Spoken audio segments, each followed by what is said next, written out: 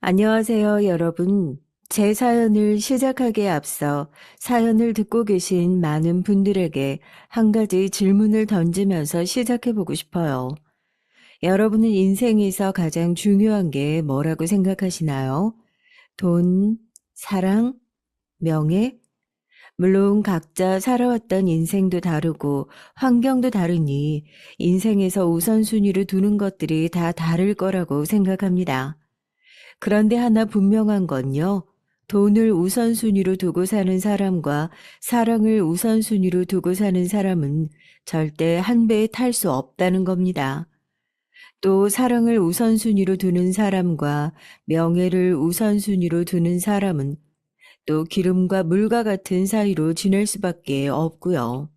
누구보다 뜻이 맞고 같은 길을 향해서 나아가야 하는 부부 사이라고 하면 모름지기 인생에서 같은 목표를 설정하고 달려가는 게 맞다. 이 얘기를 하고 싶더라고요. 톡톡 사연이 무슨 강의하는 것도 아닌데 뭐 이렇게 열과 성을 다해서 부부학개론을 펼치고 있느냐. 제가 바로 목표가 다른 사람과 한 배에 탔다가 침수당할 뻔한 위기에서 겨우 헤엄쳐 나와 살아나온 사람이라 그럽니다. 꼭 똥인지 된장인지 찍어 먹어봐야 아는 사람들 있잖아요. 제 망한 경험담을 통해서 첫째, 사람은 믿지 말자.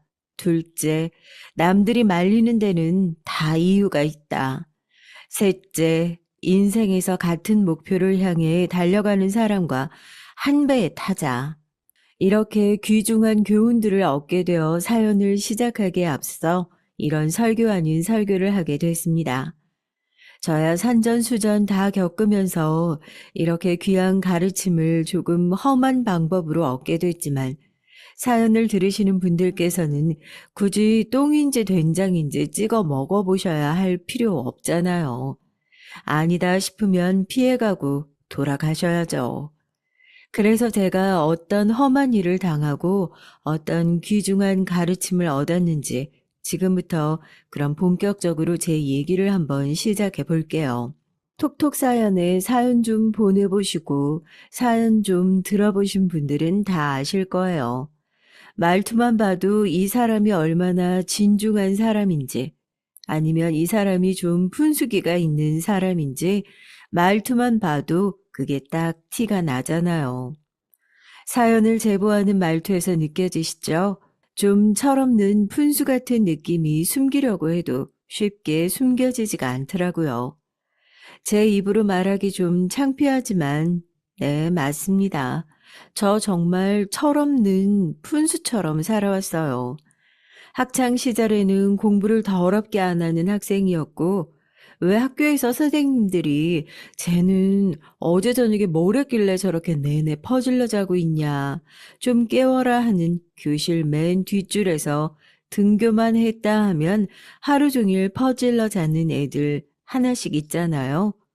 공부하는 담을 쌓아놓고 사는 그런 학생이었고, 그래서 하나밖에 없는 귀한 딸 어디 가서 밥벌이도 제대로 못하고 굶어 죽을까봐 문 열어주는 대학에 감사하다고 고개 숙여가며 집어넣어 놨더니 고등학교 때까지 그렇게 공부를 안 하던 애가 대학 들어갔다고 갑자기 드라마처럼 짠 하고 성실한 모범생이 되겠냐고요. 성인이 됐겠다. 술도 마실 수 있겠다.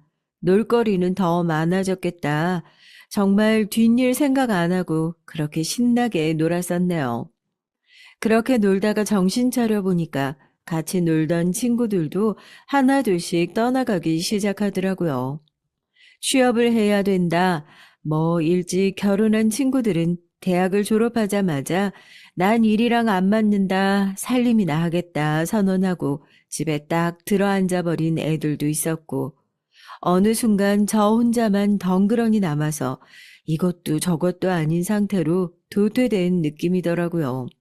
남들이 다들 자리 잡고 정신없이 바쁘게 살던 시기에 저는 남들보다 늦게 내가 좋아하는 게 뭔가 그렇게 느지막이 찾기 시작했어요. 대학을 졸업하고 마냥 집에서 놀 수만은 없어서 아버지 회사에서 격리일로 일을 시작했습니다. 누구는 좀 재수없다 생각하실 수도 있어요. 사실 그렇잖아요. 네가 사실 그 나이 먹도록 뒷일 생각 안 하고 놀 수 있었던 이유가 결국 다 아버지라는 든든한 뒷 배경이 있어서 그런 거 아니냐. 그렇게 얘기하면 네, 맞아요. 저도 거기에 대해서는 딱히 반박하고 싶은 마음도 없고, 아버지 덕분에 그래도 대학 졸업하고 집에서 탱자탱자 놀지 않고 그래도 생활비라도 벌 수 있었던 거라고 생각하고 감사하게 생각하죠. 오히려 부모님이 든든하게 받쳐주고 있는데 나는 뭐 실패를 두려워하지 않아서 도전하고 성공했어.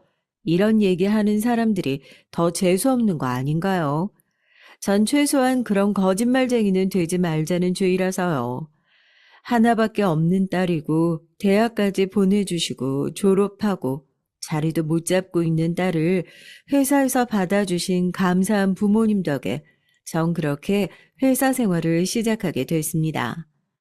회사 생활이 잘 맞았냐고요?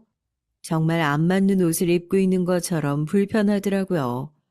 건설 회사다 보니까 맨날 칙칙한 색깔의 잠바를 입고 출근해서 하루 종일 앉아 있는데 그게 또 기분이 너무 우울한 거예요. 뭐 공장에서 일하시는 분들, 그런 분들은 폄하하려고 하는 의도는 전혀 없지만 그냥 제가 하고 싶은 일이 아닌데 이걸 할 수밖에 없는 제 처지가 너무 한심하고 짜증났다고 해야 하나요? 그래서 제가 뭘 했냐면요. 퇴근하고 집에 가면 앉아서 네일 아트를 그렇게 했어요. 네일 아트 다들 아시죠? 손톱에 매니큐어 칠하고 큐빅도 올리고 부모님 용돈 받아가던 대학생 시절에는 한 번에 5만 원부터 10만 원까지 하는 그 네일 아트를 샵까지 가서 돈 주고 받았었는데 저도 양심이라는 게 있죠. 지금 부모님 회사 겨우겨우 눈치 보면서 다니고 있는데 월급 받아가지고 네일 아트 받겠다고 돈 10만 원씩 줘가면서 가게 다니고 있으면 부모님이 달가운 시선으로 보지 않을 거 정도는 뻔히 알고 있죠. 그래서 퇴근하면 집에서 그냥 내 돈으로 사서 하자. 그렇게 시작했던 건데, 취미로 시작했던 건데, 이게 은근히 저한테 또 잘 맞는 거예요. 사람이 정말 자기한테 잘 맞는 일을 언제 어디서 어떤 계기로 찾게 될지 모른다고 하지만 남들보다 늦게 캥거루처럼 부모님 배 앞주머니에 들어가서 살다가 깨작깨작하게 하게 된 취미가 제 천직이 될 거라고 누가 상상이나 했겠어요. 어렸을 때부터 손재주가 꽤 좋은 편이었거든요. 퇴근하고 집에서 깔짝깔짝 방에 틀어박혀서 손톱을 칠하고 있으니까 그냥 어렸을 때부터 속만 썩이던 한심한 딸이 또 뭐 하나보다 그런 생각으로 들어와 보셨던 엄마도 자기도 해달라고 손 내밀고 저도 살면서 저한테 뭐 재능 같은 건 하나 없을 거라 생각했거든요. 재능이란 단어는 TV에 나오는 축구 선수나 김연아나 뭐 이런 사람들한테나 어울리는 수식어라는 생각을 했는데 주변에서 너 재능 있는 것 같다. 그렇게 부추기니까 아버지 회사에서 받은 월급을 몽땅 털어가지고 학원 등록을 했습니다. 사람들이 괜히 부추기는 소리는 아니더라고요. 그렇게 회사에서 일도 열심히 하면서 퇴근하면 바로 학원으로 달려가서 밤 10시, 11시까지 혼자 남아 연습을 하고 나한테도 피나는 노력을 할 수 있을 정도로 좋아하는 일이 생겼다는 것 자체가 너무 기쁘더라고요. 실력도 그 사이 엄청나게 늘었고, 그렇게 저는 아버지 회사를 그만두고 미용실에 딸려있는 네일아트 샵에서 견습 직원으로 일을 시작했습니다. 그동안 열심히 연습한 게 도움이 되긴 됐는지 3개월 만에 견습 직원 딱지 떼고 가게에서 딱 2년을 일하니까 점장직 제안을 받게 됐어요. 그때 저도 결심을 한 거죠. 아, 이렇게 남 밑에서 계속 일만 할 게 아니라 나도 내 가게 차려서 제대로 일을 한번 해봐야겠다 하고요. 아버지한테 처음으로 성공해서 어떻게든 갚겠다고 한 번만 도와달라고 무릎 꿇고 빌게까지 했다니까요. 그래도 뭔가 해보려는 정신머리가 마음에 든다고 아버지가 가게 차리는 걸 적극적으로 도와주셨고, 그렇게 저도 제 매장을 하나 갖게 됐습니다. 매출은 어땠냐고요?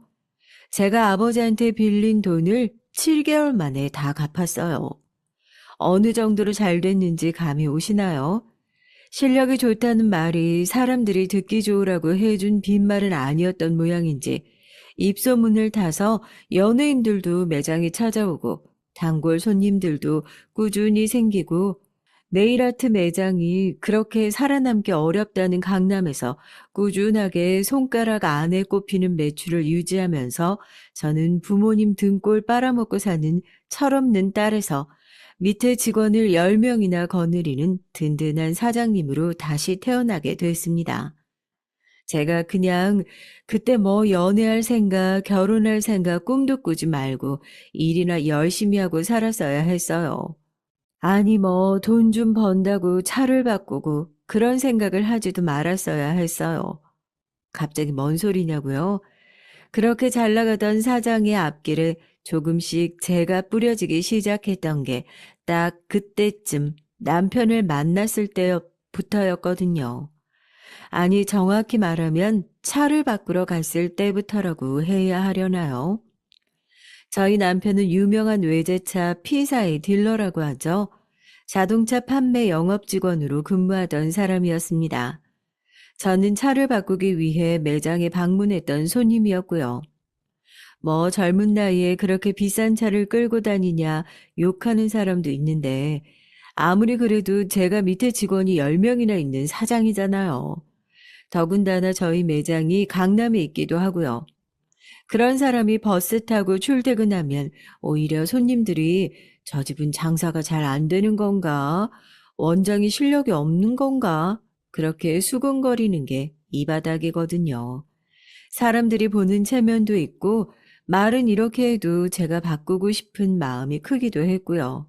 그래서 차를 바꾸기 위해 그때 처음으로 피사 매장에 방문했습니다. 네?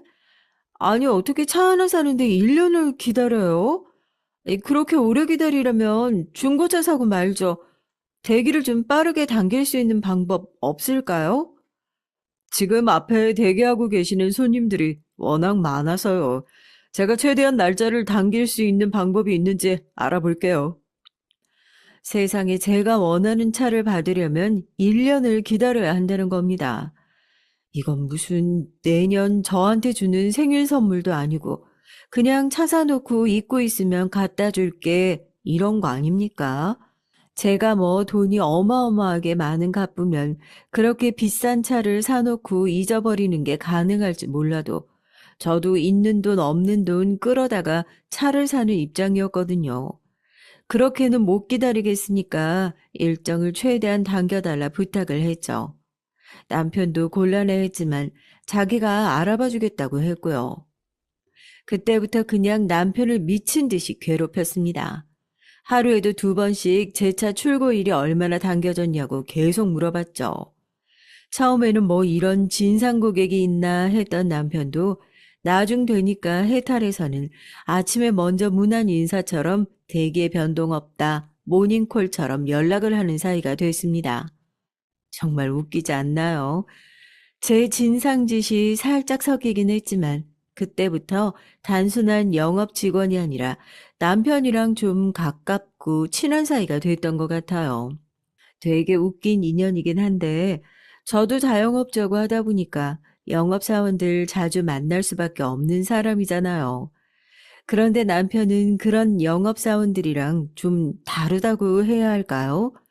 사람을 불편하게 하는 것도 없었고 저한테 뭐 차를 팔아서 이윤을 남기려고 하는 것보다는 그냥 인간적으로 호감이 있어 보이는 느낌이었어요.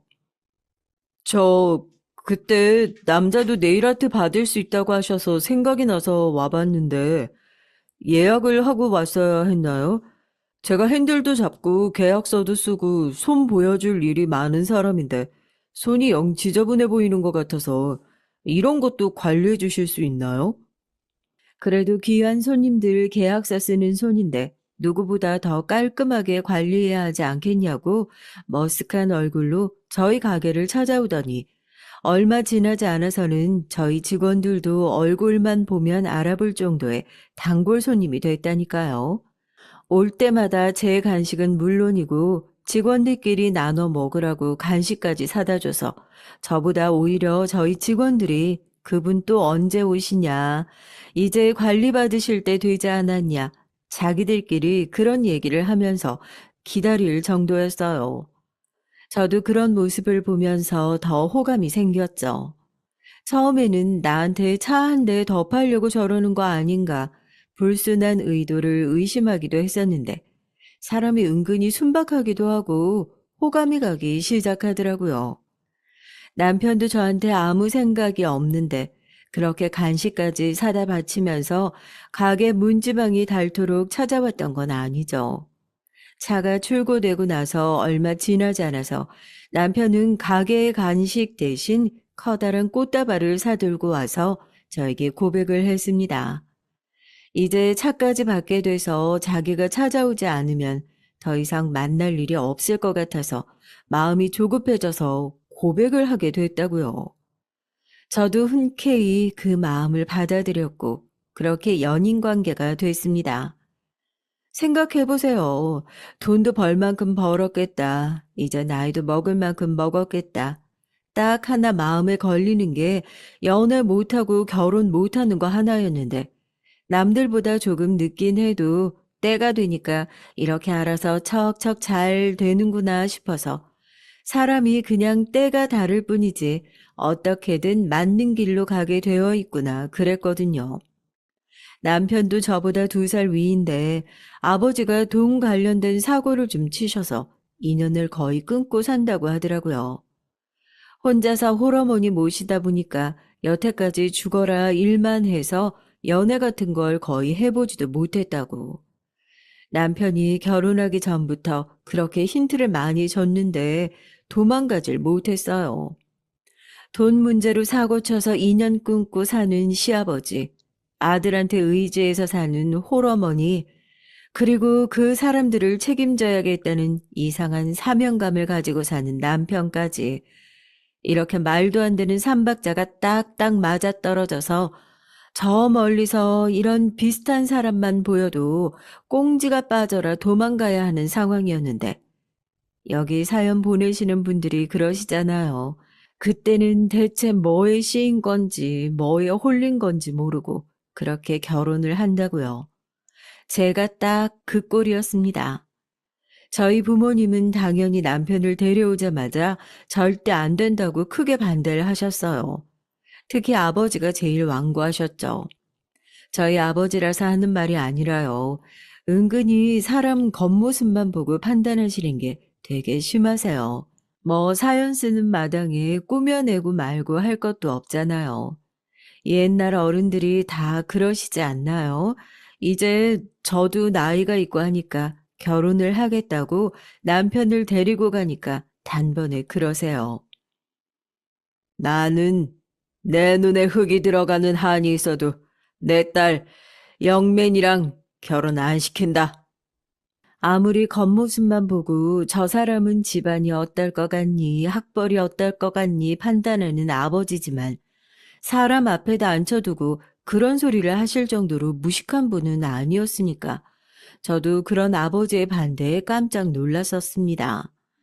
남편을 돌려보내고 나서 제가 어떻게든 아버지 마음을 돌려보겠다고 이 사람이 얼마나 성실하고 우리 가게 사람들한테도 얼마나 잘하고 이런 얘기를 하는데도 아버지는 절대 안 된대요.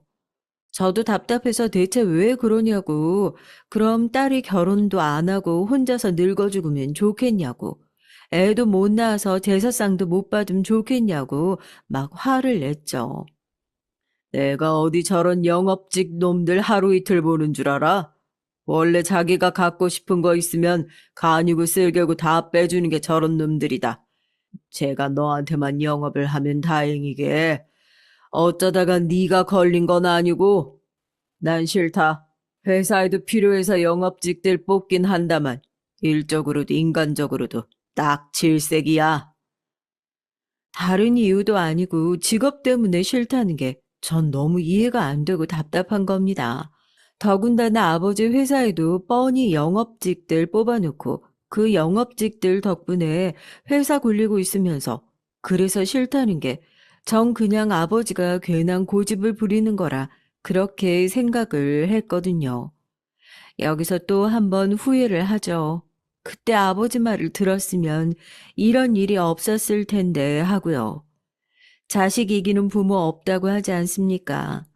남편은 아버지 마음을 돌리기 위해서 모든 영업 스킬을 제가 아닌 아버지에게 펼치기 시작했고, 자식 이기는 부모 없다고 하잖아요. 결국 저는 아버지가 반대하셨던 그 결혼을 꾸역꾸역 해내고 말았어요.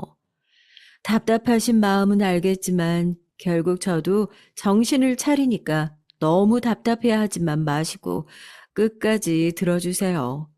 지금 이런 것들을 다 무시하고 결국 제 마음대로 한 벌도 톡톡히 치르고 제일 많이 후회하는 건 결국 저 자신이니까요. 10번 찍어 안 넘어가는 나무 없다 전법이 성공하고 나서 저희는 양가 부모님에게 손을 벌리지 않고 저희 힘으로 신혼집을 차리고 작지만 알차게 결혼 생활을 시작했어요. 그냥 솔직하게 말씀드리면요. 아무래도 제가 좀 더 버는 사람이었고, 제가 여유가 있잖아요. 뭐 남편이 뭘 더 해와야 되네, 뭐 어쩌네, 이런 것들이 속물인 제 입장에서 생각이 아예 안 나진 않았는데, 남편의 저 성실함이라면 내가 조금 늦었지만 적성을 찾았던 것처럼 금방 잘 될 거라고 생각해서 결혼 당시에는 제가 조금 더 많이 내고 제 지분이 좀 더 컸던 것 같아요. 돈을 좀 더 쓰긴 했지만요. 아예 저만 크게 손해보는 장사는 또 아니었던 게 아무래도 제가 그렇게 제 돈 내고 입지가 조금 더 크다 보니까 시댁에서 쓸데없는 눈치 주는 일은 없더라고요. 다들 보시는 대로 제가 누구 눈치를 줬으면 줬지, 뭐 누구 눈치 보고 그럴 성격은 절대 아니거든요. 그래서 시어머니가 눈치를 주시는데도 눈치를 못 챈 걸 수도 있지만 여튼 제가 느끼기엔 그랬어요. 남들이 시집살이라고 하는 것들 있잖아요. 시댁에서 시어머니와 은근한 기싸움이라던가 쓸데없는 집안 행사에 오라가라 잔소리하시는 시어머니. 전 그냥 그런 게 톡톡 사연이나 들어와야 들을 수 있는 진기한 사연 같은 거였다니까요, 정말. 김장하자고 부르는 시어머니요?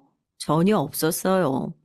오히려 저한테 생판 얼굴도 모르는 손님들 맞는다는 게 얼마나 힘든 일인지 본인도 본인 아들 일하는 걸 봐서 잘 안다면서 김장한 김치를 손수 냉장고에 채워주신 적은 있어도 그런 거 하자고 저를 오라가라며 부르신 적 없었어요. 오히려 어쩔 땐 왜 저렇게 잘해주시나 좀 부담스럽다고 느낄 정도긴 했죠. 저도 그렇게 양심 없는 며느리는 아니었던 게요. 각자 자기가 잘할 수 있는 영역이 있는 거잖아요. 시어머니가 김장김치를 냉장고에 채워주고 우리 며느리 같은 사람이 어디 있냐면서 마르고 닳도록 칭찬을 하시는데 대신에 저는 돈을 좀 썼죠. 시어머니 여행도 보내드리고 뭐 스파도 끊어드리고 제가 팔짱 끼고 비위 맞추는 건 돈 받고 하루 종일 손님들한테 하는 걸요. 그걸 가족들한테까지 하고 싶진 않거든요. 저도. 대신에 번 만큼 가족들 행복하게 쓰라고 그렇게 저도 모자라지 않게 퍼줬다. 그건 장담할 수 있어요. 자, 이제 그러면 좀 방대하긴 했어도 제가 어떤 결혼 생활을 했는지 충분히 이해는 되실 것 같아요. 지금 시간이 되시는 분들은 시원한 냉수라도 한 잔 떠다가 쭉 들이키시는 게 좋을 것 같네요. 이제부터 좀 답답하고 열받는 일들이 시작될 예정이거든요. 철없는 푼수가 아버지가 그렇게 반대하시는 결혼을 꾸역꾸역 했지만 시댁에서 그렇게 사랑받는 모습을 보면서 저희 친정에서도 네가 결혼 하나는 잘했다면서 금세 말을 바꿔서 그렇게 칭찬을 하셨는데 그렇게 잘 나가다가 왜 남편이 둘도 없이 나쁜 놈으로 보이기 시작했냐면요. 남자들은 왜 그럴까요? 그런 얘기 들어보셨어요? 남자들은 호주머니에 여유가 있으면 안 된다고요. 자기 그릇이나 씀씀이에 비해서 감당하지 못할 정도로 큰 돈이 들어오기 시작하면 다른 생각을 하게 된다고. 저희 남편도 딱 그 꼴이었거든요. 제가 변변찮은 직장에 다니면서 허리띠를 졸라매면서 살았으면 남편 놈도 그렇게 다른 생각을 할 여유 같은 게 없지 않았을까 싶은데 아쉽게도 저는 일에 미쳐 사는 워커홀릭이었고 남편이 집안 살림을 걱정할 정도로 적게 벌어다 주는 마누라도 아니었고 그리고 저의 가장 큰 실수는 남편을 너무 많이 믿고 있었다는 거죠. 남편이 그렇게 둘도 없는 검은 머리 쓰레기인 사실을 결혼 전에도 결혼 후에도 눈치 못 챌 정도로 눈치가 없는 제가 어라, 그래도 이건 좀 이상하다. 남편한테 뭔가 문제가 있는 건가 의심하기 시작했던 건 결혼하고 나서 3년 차가 다 되어가는 시점이었어요. 남편 직업 특성상 주말 출근이 특별하지 않은 일인 것은 사실이었지만 어느 순간부터인가 내 남편이 대체 어떤 일을 하는 사람이지 의심스러울 정도로 고객과의 사적인 만남이 잦아졌어요. 고객님과 라운딩을 가야 한다면서 주말 새벽에 제가 일어나지도 않은 시간에 말도 없이 집을 나간다든지 밤 늦은 시간에 나갈 채비를 해서 어디 가냐 물어보면 자기가 담당하는 고객님이 술을 좀 과하게 드신 것 같은데 연락이 와서 집에 모셔다 드려야 할 것 같답니다. 저도 그렇게까지 화를 낼 일은 아니지만 해도 너무하다 싶어서 당신이 차 파는 사람이지 무슨 차 사는 사람들 뒤닦아주는 사람이냐고 그런 식으로 해서 벌어야 하는 돈이면 벌지 말라고 크게 화를 냈던 적도 있었어요. 솔직히 의심스럽긴 했죠. 세상에 어떤 미친 고객이 차 파는 영업 직원한테 골프는 그렇다고 쳐도 술 취했으니까 집에 데려다 달라 그런 부탁까지 하겠어요. 따라가 볼까 생각을 안 해본 것도 아닌데 그것도 너무 웃긴다 싶은 거죠. 남편 의심스럽다고 남편 직장이나 들쑤시고 다니는 이상한 여자처럼 보일 것 같아서 걱정도 됐고요. 요즘에 뉴스만 틀어도 오만 진상들이 다 나오는 세상이고 저도 정말 상상도 못할 수준의 진상들을 많이 겪으면서 살고 있는 사람이니 진짜 그럴 수도 있겠다 싶기도 했고요.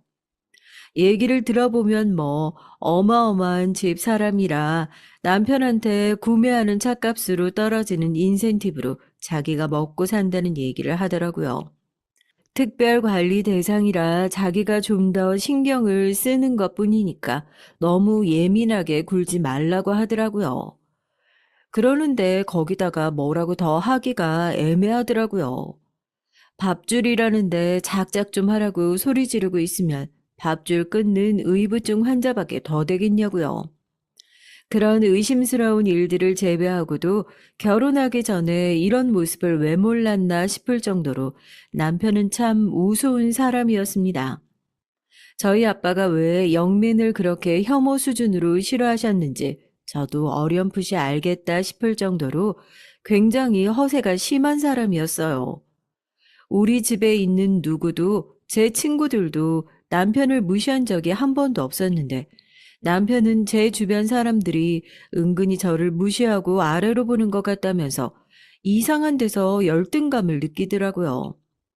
혼자서 열등감을 느끼는 수준이면 모르겠는데 이 사람은 오로지 남한테 보여지는 것을 신경 쓴다는 이유로 이해가 가지 않는 행동들을 종종 하고 있었습니다. 그 중에 가장 어이없던 얘기 하나 지금부터 풀어보려고요. 저랑 제 주변 사람들은 이걸 택시 사건이라고 부르거든요.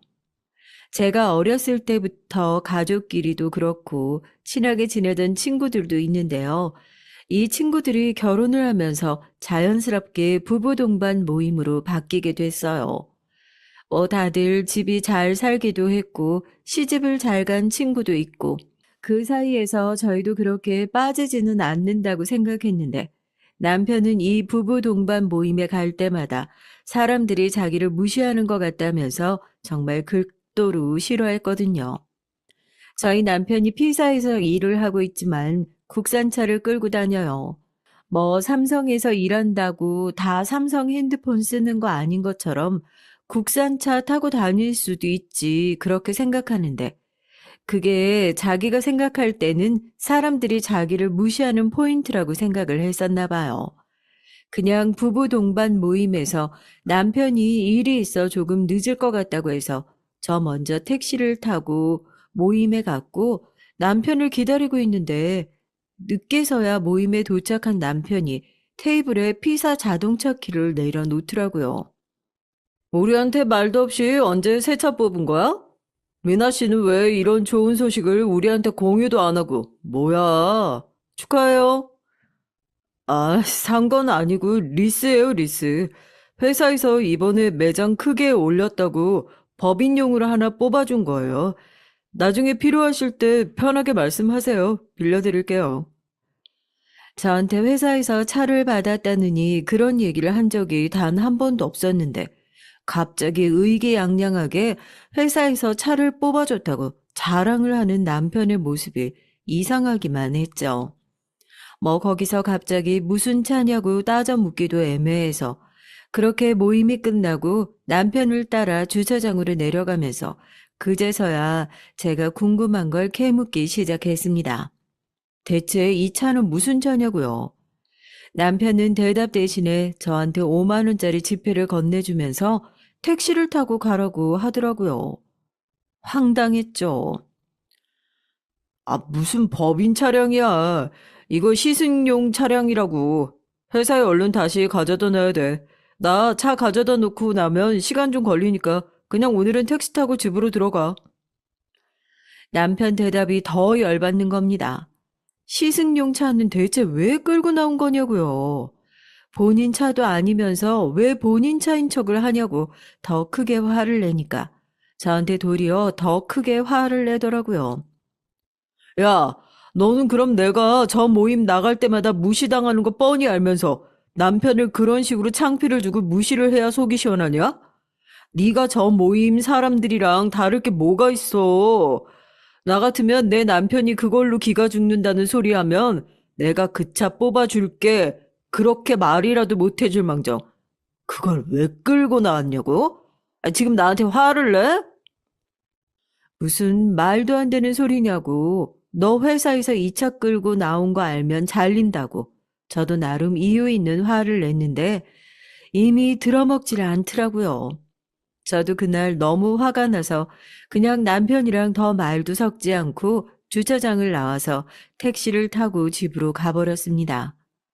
그리고 나서 거의 일주일 동안 말도 안 하고 냉전 상태를 유지했던 것 같네요. 시승용 차 정도로 끝났으면 다행이지만 제가 봤을 땐 남편의 허세가 그때부터 점점 더 심해지는 게 느껴졌거든요. 그날 이후 제가 깜짝 놀랄 만한 일들이 더 많이 생겼거든요. 저희는 각자 버는 게 있으니까 최소한의 생활비를 제외하면 서로의 벌이에 최대한 터치를 하지 말자는 주의긴 한데 생활비에도 자꾸 구멍이 나는 것 같아서 저도 남편의 카드 고지서를 뜯어봤어요. 평소랑 다르게 상상도 못할 액수가 찍혀 있어서 1차적으로 놀랐고 백화점 명품관에서 쇼핑한 내역에 2차로 놀랐죠. 안방 옷장이며 남편이 뭘 사다 놓고 숨겨놓을 만한 장소를 싹 다 뒤져보니까 명품 시계의 쇼핑백이 나왔습니다. 일단 다른 여자 사준 게 아니라는 사실에 안도하긴 했지만 이런 사치를 하는 사람이 아니니까 퇴근한 남편을 강하게 추궁했어요. 내가 무슨 일 하는지 어떤 차를 팔고 있는지 몰라? 나도 고객들이랑 급을 맞춰야 하는 거야. 너 그 차 왜 끌고 다니는 거야? 결국 너도 고객한테 보여주는 게 중요하니까 무리해서라도 외제차 끌고 다니는 거 아니야? 너는 괜찮고 나는 안 된다 이거야? 다 빼놓고 당신 월급을 생각해봐. 아니 정말 이렇게 쓰는 게 맞다고 생각하니? 저는 화를 내고 남편은 항상 이런 식으로 자기를 무시한다면서 더 크게 화를 내고 그때부터 저는 남편이랑 헤어질 결심을 하고 있었던 것 같습니다. 남편이 뭔가 점점 더 이상해져 간다는 게 느껴졌거든요. 저도 관계를 회복해 보려고 많은 노력을 했죠. 정말 남편이 열등감을 느끼고 있는 원인이 나 때문은 아닐까 진지하게 고민했던 날도 있었습니다. 그날 남편의 가면 속 얼굴을 보기 전까지는 말이죠. 남편이랑 최근에 집에서 너무 언쟁만 한 것 같아서 저도 나름대로 남편과 관계를 회복해 보고자 점심시간에 짬을 내서 남편의 회사 근처로 갔어요. 밥이야 회사 사람들이랑 같이 먹더라도 커피 한 잔 같이 할 짬은 낼 수 있겠지. 커피라도 마시면서 그동안 있었던 일들을 좀 차근히 얘기를 해보자 싶었거든요. 그런데 남편이 일하는 근무지로 찾아가 남편을 찾는데 제 모습에 남편과 같이 일하는 동료가 크게 당황하면서 저한테 그렇게 대답하는 거예요. 오늘 집안일 때문에 휴가 내신다고 하셨는데 사모님은 모르고 계셨냐고요. 아침에 뻔히 출근하겠다고 양복까지 챙겨 입고 간 사람이어서 뭔가 이상하다 싶었죠. 혹시라도 시댁에 무슨 일이 생긴 건가 싶어서 시어머니에게 전화를 걸었는데 시어머니는 제 전화를 받지도 않고 거절하셨고요. 확실히 누가 봐도 수상한 상황이었습니다. 남편이 갈 만한 데를 곰곰이 생각해 보고 있는데 생각보다 남편은 쉽게 찾아낼 수 있었어요. 어디서 잡았냐고요? 역시 소문내기 좋아하는 말 많은 친구 하나가 제일 좋더라고요. 물론 그 뒤에 소문이 어디까지 퍼질진 모르겠지만 여기저기 들쑤시고 다니기 좋아하는 제 친구가 하필이면 남편을 백화점에서 딱 목격한 겁니다.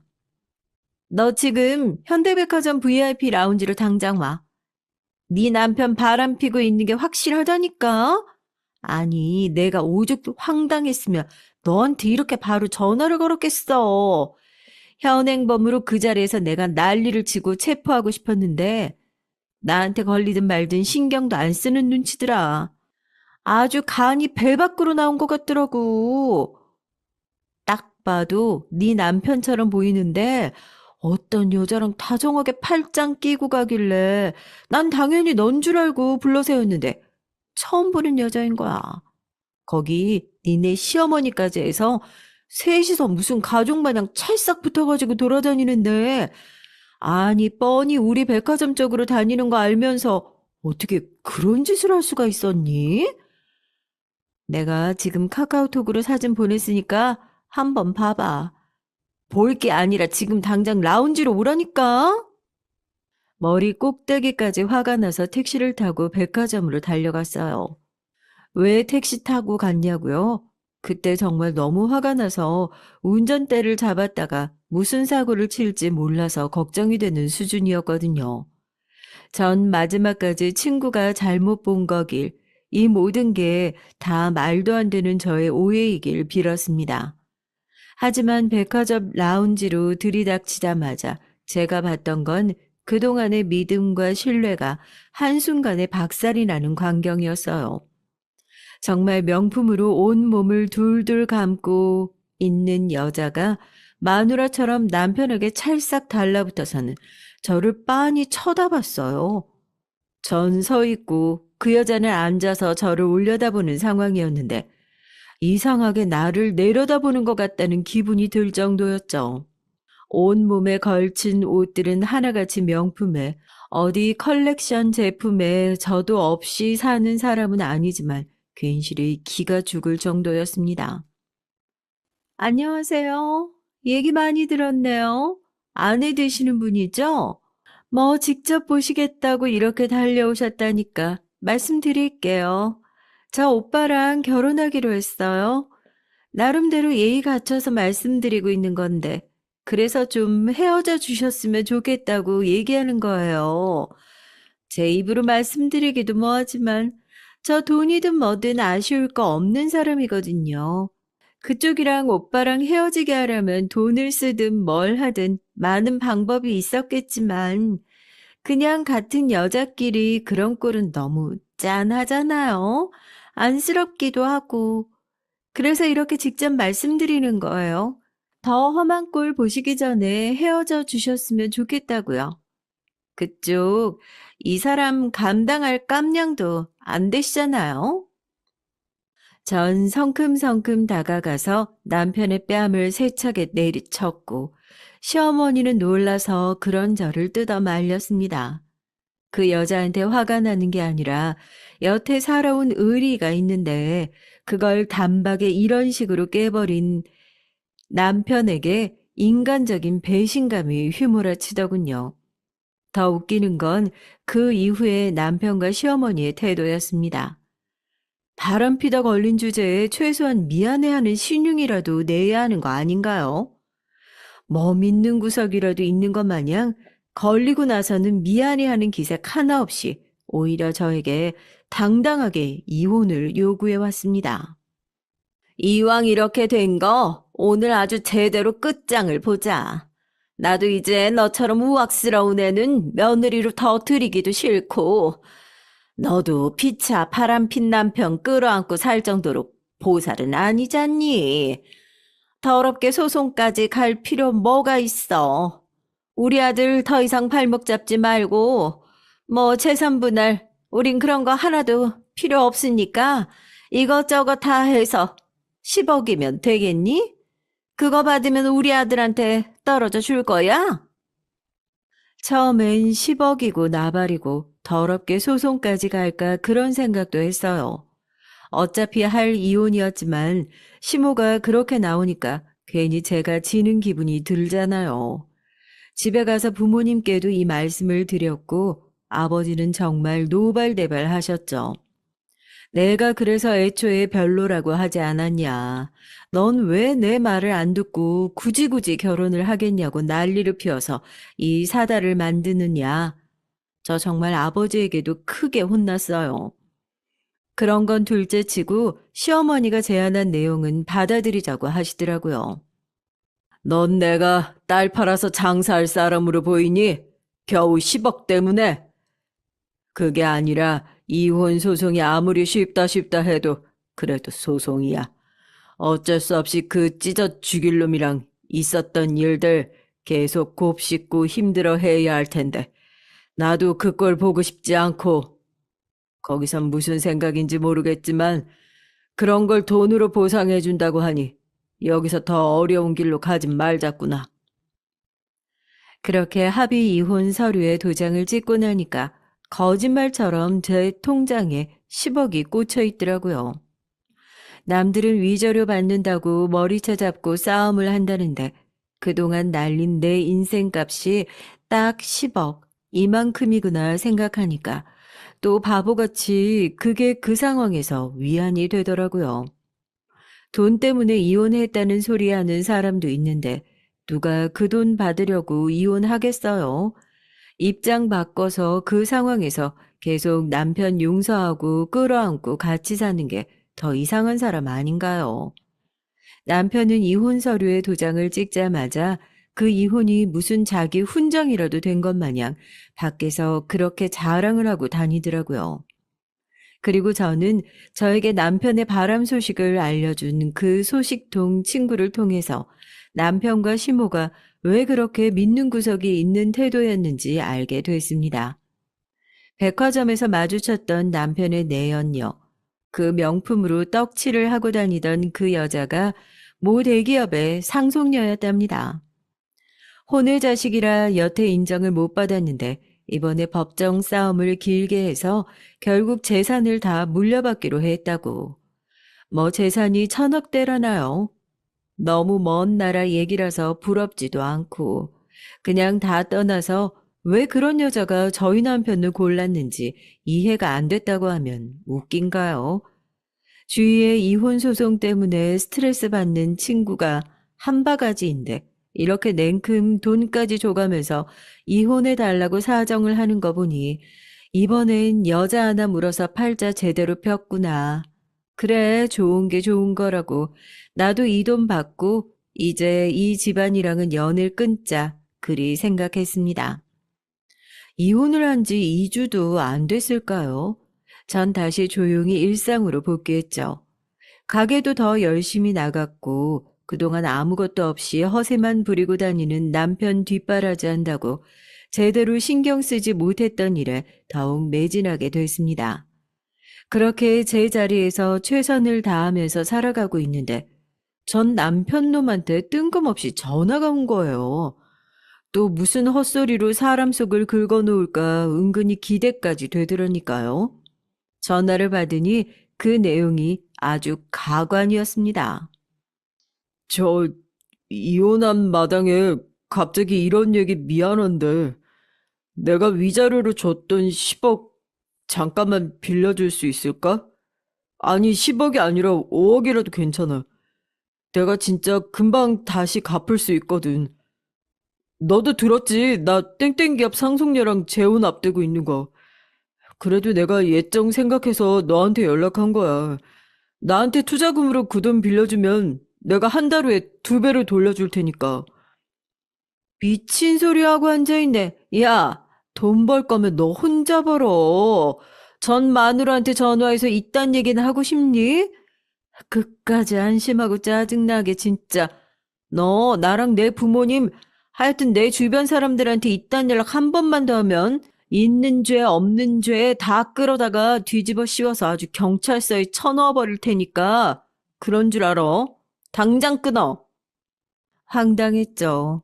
전 남편은 저에게 횡설수설 자기가 투자 때문에 급하게 돈이 필요한 일이 있는데 최근에 저한테 빚까지 내서 10억을 준 상황이라 급하게 돈이 필요하다고 저한테 그 돈을 빌려줄 수 있냐고 전화를 해온 겁니다. 저는 그 전화를 받고 세상에 그렇게 대단한 상속녀를 만나고 있으면 돈 걱정은 전혀 없는 거 아니냐. 그렇게 돈이 궁한 상황이면 네가 좋아하는 그 상속녀 나부랭이한테 전화해서 도와달라고 하지. 왜 나한테 전화해서 아침부터 사람 열받게 하느냐고 욕을 한 바가지를 쏟아냈습니다. 그렇게 전화를 끊고 남편의 연락처를 바로 차단을 해버렸어요. 한동안 난리도 아니었습니다. 제 친구들한테도 물어보니까 비슷한 연락을 다 받았다고 하더라고요. 아니, 상식적으로 1,000억대의 상속녀와 결혼을 앞두고 있는 남자가 아무리 투자자금 명목이라지만 주변 사람들한테 돈을 빌리고 다닌다는 상황이 이해가 되세요? 전 정말 이해가 되지 않았어요. 만약 정말 투자 자금이 필요한 상황이라면 주변에서 가장 돈이 많은 자기 와이프한테 자금을 융통해 달라고 요청하면 될 일 아닌가요? 거기서부터 이 사람이 지금 잘못된 일을 하고 있다 확실하게 느낄 수 있었습니다. 그리고 얼마 후에 제 불길한 예감이 기가 막히게 맞아떨어지는 소식을 듣게 됐어요. 이혼을 한 지 정확히 한 달 후 우스갯소리로 이혼 서류에 아직 도장도 마르지 않은 그 시기에 저는 일을 하던 중 전 시모의 부고 문자를 받게 됐습니다. 들고 있던 것들을 몽땅 떨어뜨릴 정도로 너무 놀라서 말이 안 나오더라고요. 제가 이혼을 할 때까지만 하더라도 지병도 없고 그 나이 때 노인답지 않게 따로 챙겨 먹는 약 한 알도 없는 사람이었는데 갑작스러운 부고 소식에 저도 장례식장에 갔습니다. 뭐 속도 없이 거길 왜 따라가냐고 하면 할 말이 없는데 그래도 정말 마지막으로 예의를 지켜야겠다는 생각으로 갔던 거니까 너무 뭐라고 하진 말아주세요. 그렇게 찾아간 장례식장은 제가 생각했던 것보다 더 가관이었습니다. 뭐 빈소에 제대로 된 손님 하나 없었던 것은 물론이고 전 남편이 대체 어디까지 돈을 빌리고 다닌 건지 몰라도 빈소에 찾아온 손님보다 빚 받으러 온 빚쟁이들이 더 많은 느낌이었어요. 남편이랑 결혼을 앞두고 있다는 그 1,000억대의 상속녀는 어디 간 건지 빈소에 콧배기도 내비추지 않는 상황이었고요. 그래도 한때는 내 모든 걸 다 포기하고서라도 이 사람 하나만 있으면 되겠다. 그렇게 선택했던 사람이었는데 소주병을 들고 수염이 시퍼렇게 올라와서 상주 역할도 제대로 못하고 벽에 페인처럼 기대어 앉아있는 꼴을 보니까 저도 참 바보같이 짠하다는 생각이 들긴 하더라고요. 보조금만 놓고 절만 빨리 하고 가야겠다 했는데 저를 본 남편이 흔들리는 눈으로 저를 바라보더니 눈물을 펑펑 흘리면서 무릎을 꿇고 잘못했다고 막 비는 거 아니겠어요? 사람들 보는 눈도 있고 하니까 지금 뭐 하는 짓이냐고 장례식인데 얼른 진정하고 무슨 일이 있었던 건지 얘기나 좀 해보라고 상주 휴게실로 남편을 데려갔습니다. 아직 술에서 깨지도 못해서 잔뜩 꼬부라진 혀로 얘기를 꺼내는 전 남편의 얘기를 들으니까 사람이 정말 나쁜 짓을 하면 그대로 돌려받고 분수에 넘는 걸 욕심내면 이런 꼴을 당하는구나 확실하게 느꼈죠. 그 여자 완전히 사기꾼이었어. 완전히 사기꾼이었다고. 천억대 부자는 무슨 대기업 상속녀? 그딴 거 다 거짓말이었다고. 나랑 우리 엄마가 그 여자한테 속아서 투자금이니 뭐니 돈을 얼마나 갖다 바쳤는지. 차라리 우리 돈만 있었으면 다행이지. 그 여자가 투자금 불려준다는 얘기만 듣고 친구 몇 친척들한테 연락했다가 지금 우리만 고소당하게 생겼다고. 여보, 내가 잘못했어. 조강지쳐 버리고 가면 벌 받는다는 거 알고 있는데 내가 생각이 너무 짧았어. 장인어른께 말씀드려서 나 한 번만 다시 받아주실 수 있는지 물어봐 주면 안 될까? 뭐든 할 수 있어. 처가살이도 할 수 있고 처갓집에서 시키는 거라면 뭐든지 다 할게. 우리 어떤 힘든 일이 있어도 같이 헤쳐나가기로 했잖아. 제발 나 한 번만 도와줘. 응? 정신 차려. 그래, 네 말대로 어떤 힘든 일이 있어도 같이 헤쳐나가기로 약속했지. 그런데 그 약속 깨버린 건 결국 너 아니니? 이제 돈 다 떨어지고 더 이상 주변에 손 벌릴 데도 없고 그러니까 제일 호구 같아 보이는 나한테 다시 받아달라 용서라도 빌면 내가 그래 옳았구나 너 정말 안쓰럽구나 하고 냉큼 받아줄 거라고 생각했니? 내가 여기 장례식장에 온 건 그냥 너희 가족한테 나도 마지막으로 예의란 걸 차리고 싶어서 왔던 것뿐이야. 근데 오늘 와보니까 확실히 알겠네. 이런 사람들한테 굳이 내 시간, 내 돈 써가면서 예의 차릴 필요도 가치도 없는 인간들이었다는 거. 빚쟁이들한테 쫓겨서 네 인생이 망하든지 말든지 그건 내 할 바 아니고 죽든지 말든지 그것도 네 맘대로 해. 너랑 나랑 인연은 그때 네가 날 배신한 이유로 끝났으니까. 알겠어? 이제 와서 무릎을 꿇고 사실 본인은 나 하나밖에 없다면서 잠깐 뭐에 씌이고 홀려서 그런 잘못된 선택을 한 거다. 용서해달라 빌더군요. 기가 막혔죠. 이렇게 한심한 사람이었기 때문에 천억대의 상속녀라고 거짓말을 치면서 활개를 치고 다니는 사기꾼의 게임에 빠져서 본인한테 헌신했던 마누라와 며느리를 버릴 수 있었던 거겠죠. 결국 그 말로는 스스로 목숨을 끊는 쓸쓸하고 처절한 모습이었지만 말입니다. 본인 어머니의 장례식장에서 창피한 줄도 모르고 저한테 제발 가지 말라면서 제 다리를 붙잡고 소리를 지르고 오열을 하는 전 남편 놈을 겨우 떼놓고 누가 볼까 싶어 빠르게 저도 자리를 떴습니다. 저랑 결혼 생활을 할 당시에도 삐뚤어진 돈 욕심이 그렇게 많았던 두 모자는 그렇게 장례식장에서까지 남들에게 손을 벌리면서 죽는 소리를 해야 할 정도로 말도 안 되는 최후를 맞게 됐어요. 전 남편은 아직도 미련을 못 버린 건지 몇 번이나 번호를 바꿔서도 바깥에 있는 공중전화로 저에게 연락을 걸어왔습니다. 제발 한 번만 다시 만나줄 수 있냐고. 만나서 자기랑 얘기라도 해달라고요. 처음엔 대체 그동안 무슨 일이 있었기에 이렇게까지 사람이 망가질 수 있나.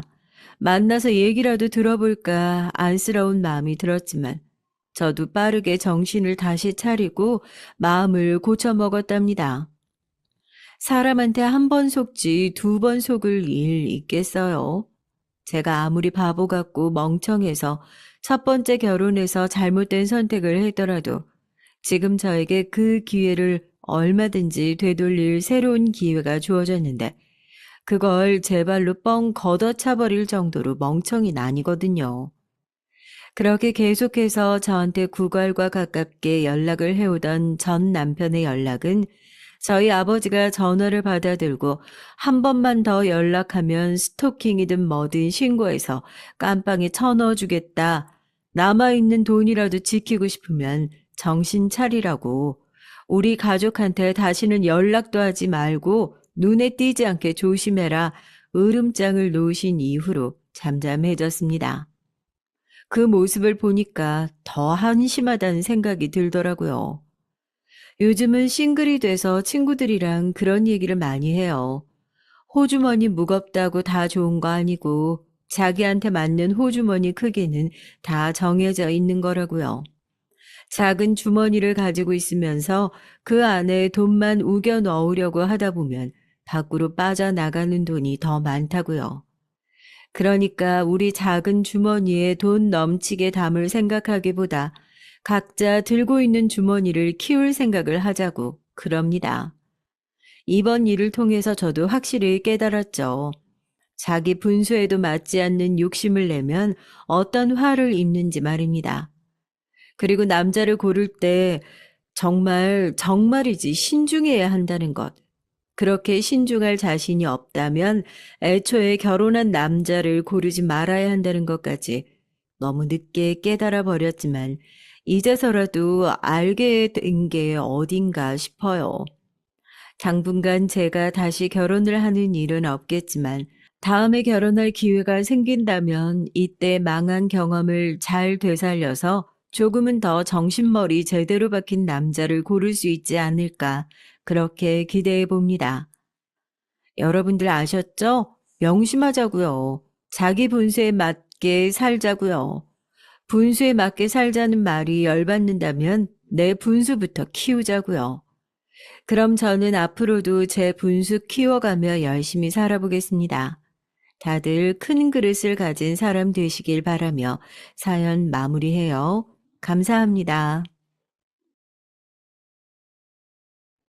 안녕하세요. 저는 시어머니를 모시고 사는 40대 초반의 여성입니다.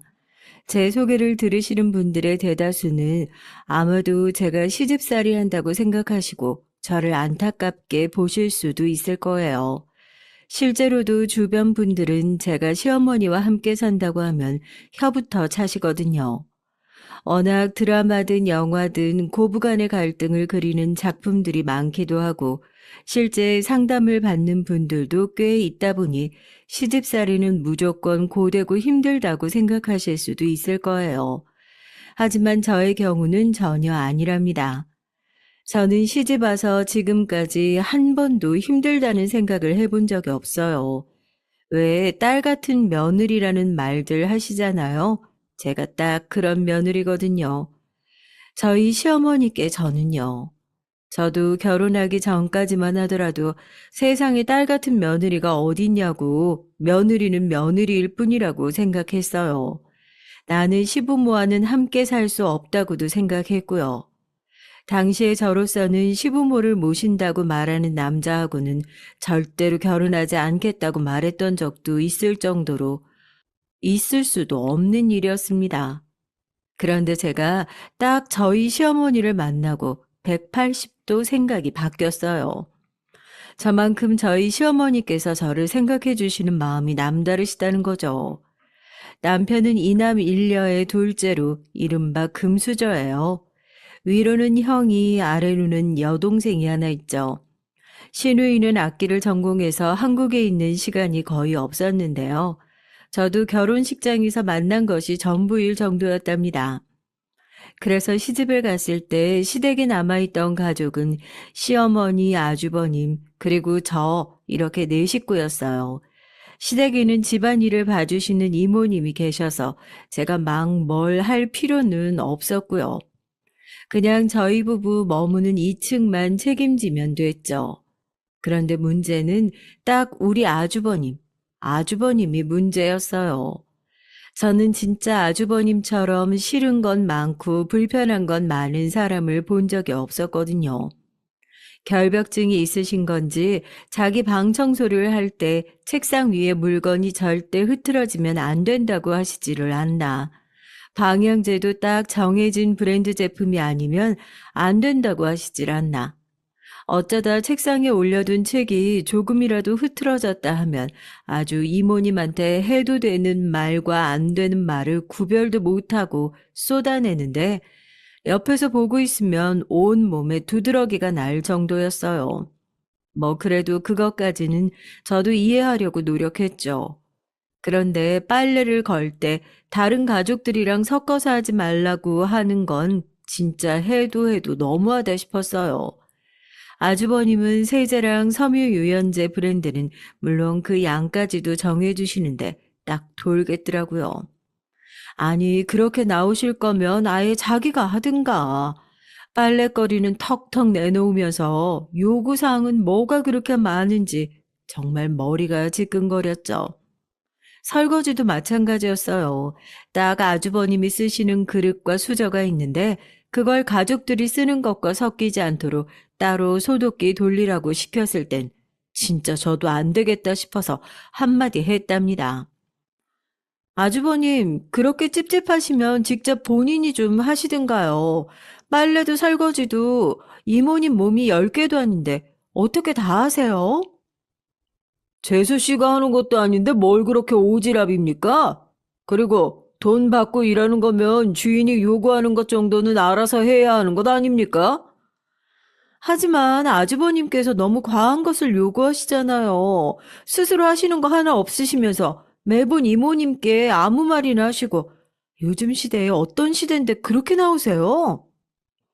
재수 씨, 재수 씨가 살던 세상이랑 여긴 달라요. 저 사람들 기분 나쁘면 나가라고 해요. 여기서 일하고 싶다는 사람 넘치니까. 그리고 재수 씨도 우리 동생이랑 결혼했으면 수준 좀 높이고요. 아주버님께서는 불쌍하다는 듯 저를 보고는 자신의 방으로 휙 들어가셨어요.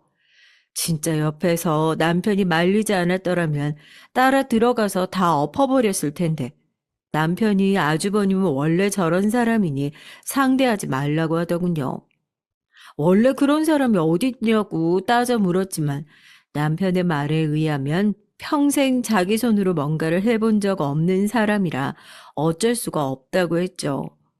저는 그런 남편의 반응이 더 답답했지만 결국 더 이상의 일을 키우는 것은 참기로 했습니다. 진짜 어떤 여자가 아주버님이랑 결혼할지 참 안 됐다는 생각만 했어요. 집시내도 다 짝이 있다더니 제가 시집 온 지 2년 차 드디어 아주버님께서 결혼할 여자라고 하면서 집에 손님을 데려오셨어요. 첫인상부터가 얼굴에 화려함이랑 세 글자가 턱하니 새겨져 있는 그런 분이셨죠. 제가 지금은 병원에서 근무하고 있지만 예전에 아르바이트를 한창 할 때는 백화점 명품관에서 있어서 봤었거든요. 그래서 아주버님이 소개한다는 분이 머리부터 발끝까지 명품으로 온 몸을 휘감고 있다는 것쯤은 바로 알아볼 수 있었습니다. 액세서리를 제외하고도 몇 천만 원은 입고 있는데 진짜 입이 떡 벌어지더라고요. 남편도 금수저인데 저 여자분은 더 한가 보다 싶었어요. 그렇게 인사를 하고 간 뒤 아주버님의 결혼은 일사천리로 진행됐습니다. 저는 그 뒤로 형님을 따로 만난 적은 전혀 없었고요. 하시는 일이 무슨 디자이너라는데 엄청 바쁘다고 하더라고요. 사돈 어른들도 사업차 해외에 나가 계셔서 상견례도 제대로 못하고 식장에서 처음 얼굴을 뵀죠. 시어머니 말씀을 빌리자면 번갯불에 콩 볶아 먹듯이 순식간에 결혼이 진행됐답니다. 딱 하나 기억에 남는 것이 있다면 결혼식 당일 정도일까요? 결혼식이 어찌나 호화스러운지 무슨 해외 왕실의 대관식 같다는 느낌을 받았거든요. 다행스럽게도 아주버님께서는 결혼 후 분가를 하셨습니다. 제가 이모님이랑 얼마나 기뻐했는지 몰라요. 여전히 집에 오실 때면 그 성격에 맞춰서 준비해야 하겠지만 그 정도야 충분했죠. 신혼여행을 다녀오신 첫날, 저는 처음으로 주방에서 형님과 제대로 된 대화라는 것을 나눠봤습니다. 그리고 엄청난 충격을 받았죠. 동서, 이거 동서 선물. 비싼 건 아니니까 너무 부담 갖지 말고. 형님, 제 것도 챙기셨어요. 감사합니다. 너무 예쁜 스카프네요. 잘하고 다닐게요. 병원에서 일한다고 했지? 동서 평소 입고 다니는 옷이랑 좀 안 어울릴 수 있어. 뭔가 스카프만 돋보인다고 해야 되나? 그냥 중요한 자리에 격에 맞는 의상 입었을 때 그때 하라고. 서방님도 언젠가는 교수님이 되실 텐데 그런 자리에 너무 떨어지게 입을 수는 없으니까. 나긋나긋 웃으시면서 말씀하시는데 결론은 제 수준에 과할 수 있으니 중요한 자리에만 하고 나가라. 뭐 이런 뜻이었죠. 역시 그 밥에 그 나물이구나 하더니 어떻게 아주버님이랑 똑같으신지 진짜 아주 천생연분을 만났더라고요. 저는 그런 형님의 말에도 굴하지 않고 방긋 웃으면서 병원에서 하고 다녀도 다들 부러워할 것이라고 말하고는 몸을 돌려 이모님의 식사 준비를 도왔습니다. 형님은 제 귀에 들리지도 않을 작은 목소리로 중얼거리시더니 나가버리시더라고요. 형님과의 최악의 첫 대화를 나누고 나서 저는 형님이 어떤 사람인지 대충은 알 것 같았어요. 딱 제가 싫어하는 부류의 사람이었죠. 하지만 무턱대고 싫다는 소리만 할 수 없으니 적당히 거리만 유지하는 정도로 지내야겠다 싶었습니다. 그런데 너무 놀라운 것은 그런 형님도 시어머니께는 고양이 앞에 쥐 마냥 너무 순하게 행동을 하는 것이었어요. 마치 본인이 시어머니의 손과 발이라도 되는 것처럼 어머님, 어머님 부르면서 비위를 맞추는데 좀 심하다 싶을 정도였죠. 그래서 질투해? 어머니가 형수님을 더 좋아하실까봐? 그런 게 어딨어. 나도 형님도 다 같은 며느린데. 그리고 우리 어머님이 어떤 분이신데 이런 일로 며느리 차별하실 분은 전혀 아니시거든? 모르지. 형수님이 얼마나 입안에 혀처럼 굴어. 우리 어머니 은근히 칭찬에 약하다. 아주 당신은 재밌어 죽겠지. 난 아주버님만으로도 벅찬데 형님까지 미치겠구만. 남편은 형님과 아주버님 얘기에 진절머리를 치는 제가 재밌다는 듯이 한참을 웃었네요. 제 속만 답답했죠. 그나마 작은 위로가 있다면 자주 볼 필요가 없다는 것이었어요. 하지만 그건 저의 엄청난 착각이었습니다. 형님은 시어머니께 찰싹 달라붙어서는 같이 쇼핑을 가자고 조르기도 하고 괜찮은 공연이 나왔다며 모셔가기도 했어요. 딱 저만 빼고 말이죠. 별 유치한 경우를 다 보겠다 싶더라고요. 그런데 어머님께서 형님을 따라 다녀오시면 어찌나 피곤해 하시는지 저러다 병나시면 어떻게 하나 걱정이 될 정도였습니다. 그날도 마찬가지였죠. 시어머니께서는 집에 오시자마자 침대에 쓰러지듯이 누우셨어요. 저는 시어머니께서 평소 챙겨 드시던 영양제를 챙겨 따라 들어갔죠. 무슨 종이 가방이 그렇게 많은지, 과장 조금 보태면 쇼핑을 다녀오신 건지 백화점을 털고 오신 것인지 구분이 안 갈 정도였습니다. 그냥 좀 조용히 구경했으면 좋겠는데 어찌나 말이 많은지 아휴 내가 다 기운이 빠진다. 아이고 많이 피곤하세요 어머님? 어디 불편하신 곳은요? 아이고 내 정신 좀 봐라. 아유 내가 너무 예쁜 가방이 눈에 들어오길래 우리 작은 며느리 주려고 하나 사왔지. 시어머니께서는 형님이 명품관에 가자고 해서 따라가셨다가 제가 출근할 때 들고 다니는 가방이 헤어진 것이 떠올라 하나 구매했다고 하시면서 가방 하나를 주셨어요.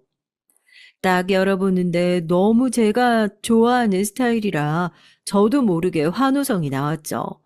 진짜 이걸 어떻게 들고 다니나 싶을 정도로 제 마음에 쏙 들었습니다.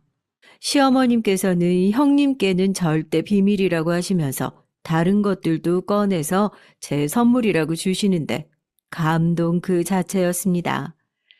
형님의 시어머니 챙기는 것도 그리 오래가지 않았어요. 시어머니께서 체력적으로 너무 힘들어 하셨거든요. 그래서 그런지 이번에는 몸에 좋다는 것들을 가지고 와서는 주방을 엉망으로 만들기 시작했습니다.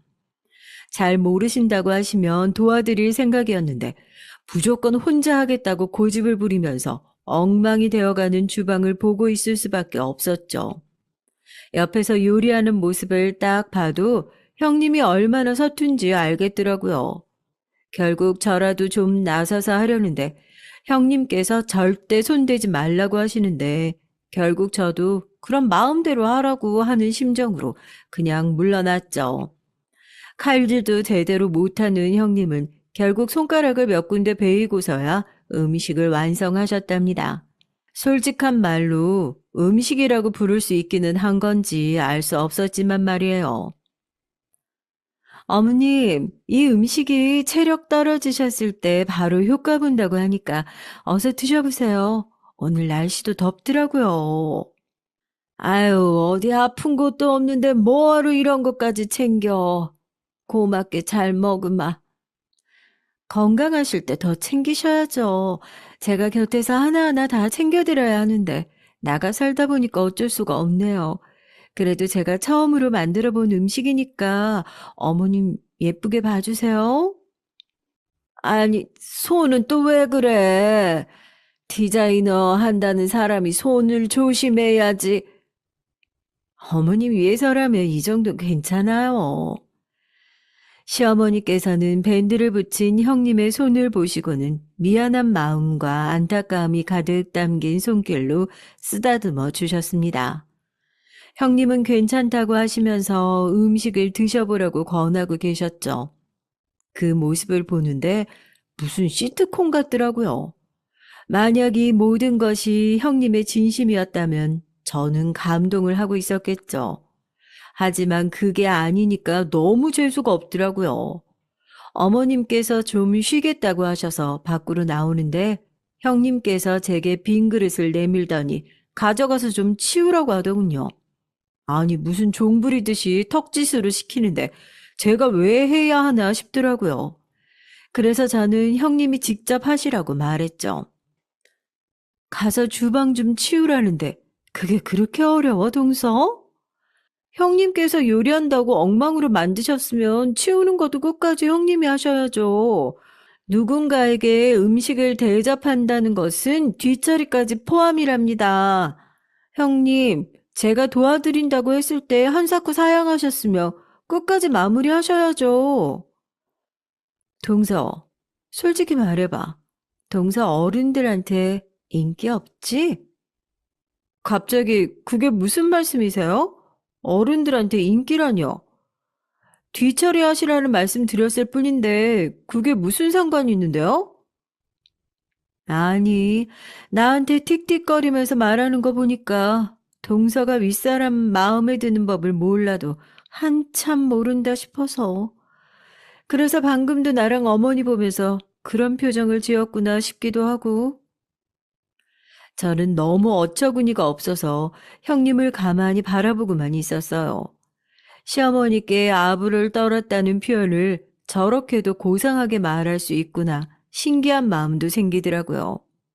제 마음속은 전혀 모르면서 저처럼 해서는 사회생활을 제대로 할 수 없다는 둥 윗사람이 딱 마음에 들어 하지 않을 유형이라면서 주절주절거리는데 도대체 언제까지 얘기를 할 건가 싶은 마음이 들었죠. 그래서 형님께서 하고 싶은 말이 뭔데요? 가서 주방 정리하라는 말이 그렇게 어려우세요? 그리고 제 사회생활은 형님 걱정과 달리 아주 잘하고 있으니까 신경 쓰실 필요 없답니다. 동서는 좀 사람이 부드럽게 말하는 법을 배워야겠다. 그리고 내가 지금 말하잖아. 동서더러 좀 치우라고. 일하러 다시 들어가 봐야 되거든. 동서야 위에서 시키는 대로 하면 그만인 사람이지만 나는 내가 시키는 사람이라 내가 없으면 일이 돌아가질 않아서. 형님, 아니 지금 뭐하는... 형님은 제 말이 끝나기 무섭게 들고 있던 빈 그릇 선반을 올려두고는 바람같이 집을 빠져나가셨습니다. 어떻게 사람이 저렇게 뻔뻔스러울 수 있나 싶더라고요. 너무 화가 나고 짜증나는데 시어머니께서 쉬고 계시니 소리도 못 지르고 저는 이를 벅벅 깔며 주방으로 들어갔습니다. 주방이야 이미 이모님께서 깔끔하게 정리를 하셨더라고요. 저와 형님의 얘기를 다 들으셨는지 이모님은 여우 중에서도 상여우가 집에 들어왔다고 저더러 앞길 구말리라며 혀를 차셨어요. 저는 이모님의 말에 너무나도 공감하면서 앞으로 형님을 대할 때는 정신을 바짝 차려야겠다는 생각을 했습니다. 형님께서는 뭐든 끈질기게 하는 사람은 아닌지 시어머니께 음식을 해서 올리는 것도 금방 시들시들해졌어요. 대신 무슨 실을 가지고 와서는 시어머니 곁에 딱 붙어 앉아서 함께 이것저것 만들기 시작했죠. 어머님, 이렇게 손 운동을 자주 하시면 건강에도 좋고 뇌세포에도 좋다고 하더라고요. 저도 처음 배워봤는데 손쉽게 배울 수도 있고 참 좋더라고요. 이것 보세요. 제가 어머니 드리려고 만들었어요. 아이고, 이런 것도 다 있구나. 아이고, 참 곱게 만들었다. 우리 작은 며느리가 손이 야무져서 이런 것 만들기 시작하면 금방 하지. 작은 애야, 너도 여기 와서 좀 해보렴. 그럴까요, 어머님? 어머님 좋아하시는 색으로 저도 하나 만들어 볼 텐데 나중에 못생겼다고 웃으시면 안 돼요, 어머님. 아이고, 잘하면서 그런다. 그래, 큰애가 가르쳐 주는데 생각보다 쉽더라. 아이, 너도 어서 해보렴. 어머님께서 이렇게 말씀하시는데 어쩔 수 없지. 내가 가르쳐 줄 테니까 동서도 해봐. 시어머니께서 저를 곁에 불러 함께 하자는 말이 기분이 나빴는지 형님은 입은 한 다발을 쑥 내밀고 제게 설명을 해줬어요. 대학 시절 친구들과 아르바이트로 만들었던 팔찌와 크게 다르지 않았죠. 저는 왕년의 솜씨를 발휘해서 번개같이 빠른 속도로 뚝딱 하나를 완성했답니다. 시어머니께서는 무척이나 마음에 들어 하셨죠. 동서는 이런 것도 잘하고 못하는 게 없어. 어디서 배우기라도 한 거야? 대학 시절 아르바이트 하면서 이것저것 해봤죠. 아, 동서 부모님이 일찍 돌아가셔서 대학 다닐 때 고생했단 얘기 들었어. 학자금 대출은 다 갚았어? 그거 1년, 2년 해서 갚아줄 금액이 아닐 텐데. 학자금 대출 안 받았어요. 형님 말처럼 꽤 오래 갚아야 하는 빚인데 선뜻 손이 안 가더라고요. 그래서 그냥 악착같이 아르바이트 했죠. 덕분에 안 해본 일이 없지만. 아, 그래서 동서가 좀 그렇구나. 형님은 이제야 알겠다는 듯 고개를 끄덕이며 말했어요. 좀 그렇다니 제가 뭐 그렇다는 것인지 울컥하고 속에서 올라오는 것이 있었지만 꾹 눌러 참고 무슨 의미냐고 물었죠. 형님은 웃기만 하고 그런 것이 있다고 하더라고요. 제가 살짝 언성을 높이며 묻자 형님은 오히려 시어머니 앞에서 무슨 짓이냐고 저를 꾸짖기까지 하셨어요. 가운데 계신 시어머니께서는 곤란한 표정도 잠시 정색을 하시며 저희 둘에게 한 소리씩 하셨습니다. 어른 앞에서 소리 높이는 것은 그리 좋아 보이지 않는구나, 작은 애야. 그리고 큰애 너도 괜히 작은 애 긁고 싶어서 그런 말 하는 것이 아니라면 말 조심해야지. 네, 제가 윗사람으로 부족했어요. 조심할게요, 어머님. 화내지 마세요. 괜히 혈압이라도 오르시면 어떡해요. 형님은 금방 시어머니께 애교를 떨면서 상황을 넘어가려고 했죠. 저는 묵묵히 죄송하다는 말 외에는 아무것도 하지 않았고요. 그날 일은 자연스럽게 덮고 가는 것으로 얘기가 마무리됐지만 솔직히 계속 신경이 쓰였어요. 도대체 무슨 의도로 하는 말인가 싶어서 말이죠. 좋은 뜻이 아니라는 것은 확실히 알겠는데 형님께 다시 물어보자니 불어 들쳐내서 기분 나쁠 것이 뭐가 있나 싶다가도 그냥 넘어가려니까 찝찝하고 정말 미치고 환장하겠더라고요. 하지만 결국 저는 묻고 가는 것을 선택했습니다. 얼마 뒤 쇼킹한 일이 터져버렸어요. 형님께서 얼굴이 사색이 되어서는 뛰어들어왔죠. 누군가에게 쫓기는 것처럼 조급해 보이기까지 했답니다. 형님께서는 저를 보지도 못하셨는지 시어머니를 찾아 방으로 들어가더라고요. 저는 무슨 일인가 싶어서 슬쩍 방문에 귀를 대고 서 있었어요. 작은 소리지만 형님의 우는 소리와 함께 시어머니께서 꾸짖는 목소리가 새어나왔습니다.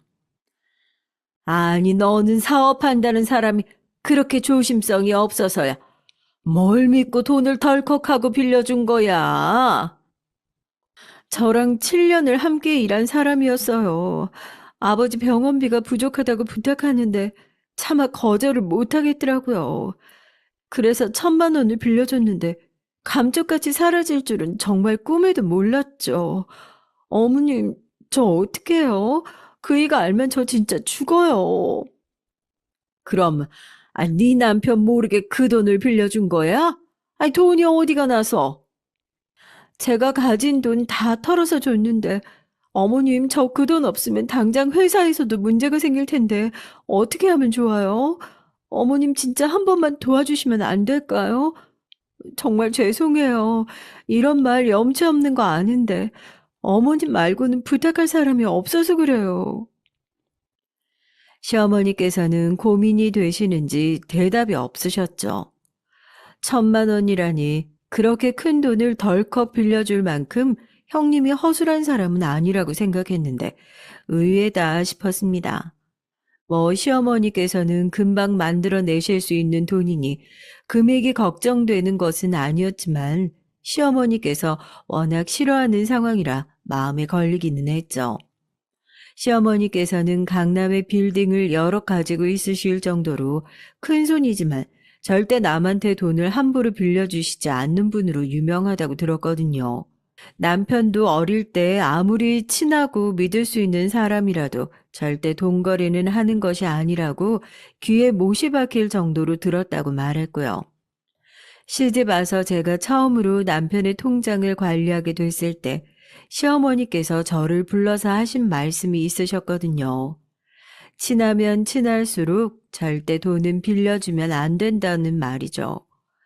시어머니께서 가장 싫어하는 행동을 했는데 형님께서 과연 잘 넘길 수 있을까 싶었답니다. 한참 동안 형님의 우는 소리만 들리더니 시어머니께서는 이번 한 번만이라고 하시면서 계좌번호를 불러보라고 하시더라고요. 저는 급하게 자리를 떠나면서 시어머니께서도 형님이 저렇게 매달리시는데 어쩔 수가 없으신가 보다 했어요. 곧 형님이 나오시는데 저랑 눈이 마주쳤죠. 형님, 그냥 가시게요? 오늘은 내가 동서랑 말 섞고 싶은 기분이 아닌데 다음에 봐. 형님은 들어올 때와는 또 다른 의미로 빠른 의미로 뛰어나갔죠. 저는 고개를 절레절레 흔들며 활짝 열린 문을 닫기 위해 나갔는데 형님이 어디론가 전화를 하더라고요. 그 모습을 보는데 무슨 공포 영화를 보는 기분이 들 정도로 섬뜩했답니다. 방금까지 시어머니 앞에서 그렇게 울던 사람이 아주 깔깔거리며 웃는데 순간 형님이 미친 사람처럼 보일 정도였어요. 저는 그렇게 멀어지는 형님을 보면서 뭔가 껄끄러운 기분이 들었지만 그냥 넘겨버렸죠.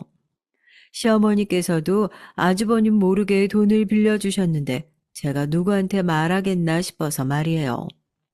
그렇게 돈 사고를 치고 나서 형님께서는 더 지극정성으로 시어머니를 찾아왔어요. 다만 달라진 것이 있다면 시어머니께서 예전 같지 않으셨죠. 함께 어디를 가자고 해도 괜찮다고 하시고 형님이 준비한 음식이라고 해도 몇 숟가락 뜨지 않고 물리실 정도였어요. 그랬던 적이 한 번도 없으셨는데 말이죠. 형님도 이상함을 느끼셨는지 시어머니께 혹시 자신에게 화가 나셨냐고 물어보실 정도였답니다. 시어머니께서는 아니라고 하셨지만 형님께서는 시어머니께 매달려 화내지 마시라고 자신이 잘못했다고 사과를 했죠. 시어머니께서는 제 눈치를 보시면서 차마 말씀도 못하시고 한숨만 내쉬셨습니다. 아마도 형님이 사고 치신 얘기를 하고 싶어 하시는 눈치시기에 슬쩍 자리를 빠져나왔어요. 그날 형님께서는 뭐가 그렇게 서러운지 눈물을 뚝뚝 흘리면서 집으로 가셨고요. 이번만큼은 저도 듣고 있을 상황이 아니라 무슨 말이 오간 건지는 모르지만 그 형님께서 시어머니께 한 소리 들었다는 것이 솔직히 꽃이다 싶긴 했어요. 그날 이후 한동안 시댁은 평화로운 날들이 이어졌습니다. 형님이 와서 휘젓고 가는 일도 없어서인지 정말 마음이 편하더라고요. 하지만 세상 일이 다 그렇잖아요. 좋은 일만 생기나 싶다가도 믿을 수 없는 일이 덜컥 닥치기도 하죠. 저희 집도 마찬가지였습니다. 갑자기 멀쩡하게 외출하셨던 시어머니께서 응급실에서 계시다는 연락이 왔더라고요. 그것도 제가 일하는 병원 응급실로 말이죠. 저는 하던 일도 다 내팽겨치고 당장 응급실로 달려갔어요. 이미 남편이 내려와 있더라고요. 운전기사님의 말씀으로는 차에서 갑자기 기절을 하셨다는데 이유를 모른다고 하셨어요. 저는 손발이 점점 떨려서 서 있을 수도 없을 만큼 너무나도 힘들었습니다. 겨우 벽을 잡고 서 있는 것이 전부였죠. 곧 의사 선생님께서 나오셔서는 뇌혈관에 이상이 생겨 급하게 수술을 해야 한다고 하셨어요. 저는 그대로 바닥에 주저앉았죠. 남편과 의사 선생님께서 심각하게 얘기를 하시는 동안에도 저는 차가운 바닥에서 눈물만 뚝뚝 흘리고 있었답니다. 여보, 괜찮아? 심각한 수준은 아니래. 급하게 수술하면 괜찮을 거야. 당신도 강 교수님 알지? 우리 병원에서 이 분야는 최고야. 그분이 직접 해주신다고 하셨으니까 너무 걱정하지 마. 당신 이렇게 있으면 어머니 나오셔서 얼마나 마음 아파하시겠어. 그래, 내가 정신 차려야지. 당신 형님이랑 아주버님한테 연락했어? 아주버님은 일본에 계시니까 그렇다 치고, 형님은? 오시겠지. 우선 수술 들어간다고 음성 남겼으니까 오시겠지. 형은 가장 빠른 비행기 탄다고 아까 연락 왔어. 저는 남편의 말에 고개를 끄덕이고는 수술실만 바라봤어요. 제 상황을 알게 된 동료들이 급하게 저의 빈자리를 채워준 덕분에 저는 수술이 끝날 때까지 그 자리를 지킬 수 있었죠. 얼마의 시간이 흘렀는지 초조하게 안내판만 지켜보고 있는데 시어머니의 수술이 끝났다는 표시가 뜨더군요. 곧 강 교수님께서 나오셔서는 수술은 성공적이며 중환자실로 먼저 올라갈 것이라고 말씀해 주셨어요. 저도 정말 모르게 믿지도 않는 종교를 찾아가며 감사합니다 소리가 저절로 나왔죠. 저는 강 교수님에게 몇 번이나 허리를 굽혀 인사를 드렸습니다. 형님은 시어머니의 수술이 끝나고 나서야 나타났어요. 지금껏 어디에 있었느냐고 따지고 싶었지만 병원이라 꾹 눌러 참았죠. 형님은 어떻게 이런 일이 있을 수 있느냐고 병원이 떠나가라고 소리를 높이며 눈물을 터뜨렸습니다. 저는 그러니 형님을 말리려고 했지만 형님은 그럴수록 더 큰 소리로 울었죠. 주변 사람들이 저희 쪽을 힐끗 보면서 안 됐다는 표정을 짓고 있다는 것이 느껴졌어요. 그렇게 한참을 울던 형님은 갑자기 눈물을 뚝 그치고는 제게 상황이 어떻게 돼 있냐고 묻더군요. 어머님 경과는 어때? 수술은? 수술 잘 끝났대? 머리라면서 그럼 무슨 몸에 마비가 남는다거나 아니면 기억에 문제가 생긴다거나 그런 것들이 있는 건 아니겠지? 수술은 성공적으로 끝났다고 했고 경과는 좀 더 지켜봐야 한다고 하시네요. 그럼 언제쯤 알 수 있대? 빨리 알 수 있나? 형님, 어머님 아직 깨어나지도 않으셨어요. 그런 걸 걱정하기 이전에 어머님 무사히 깨어나시기를 바라는 게 먼저 같은데요?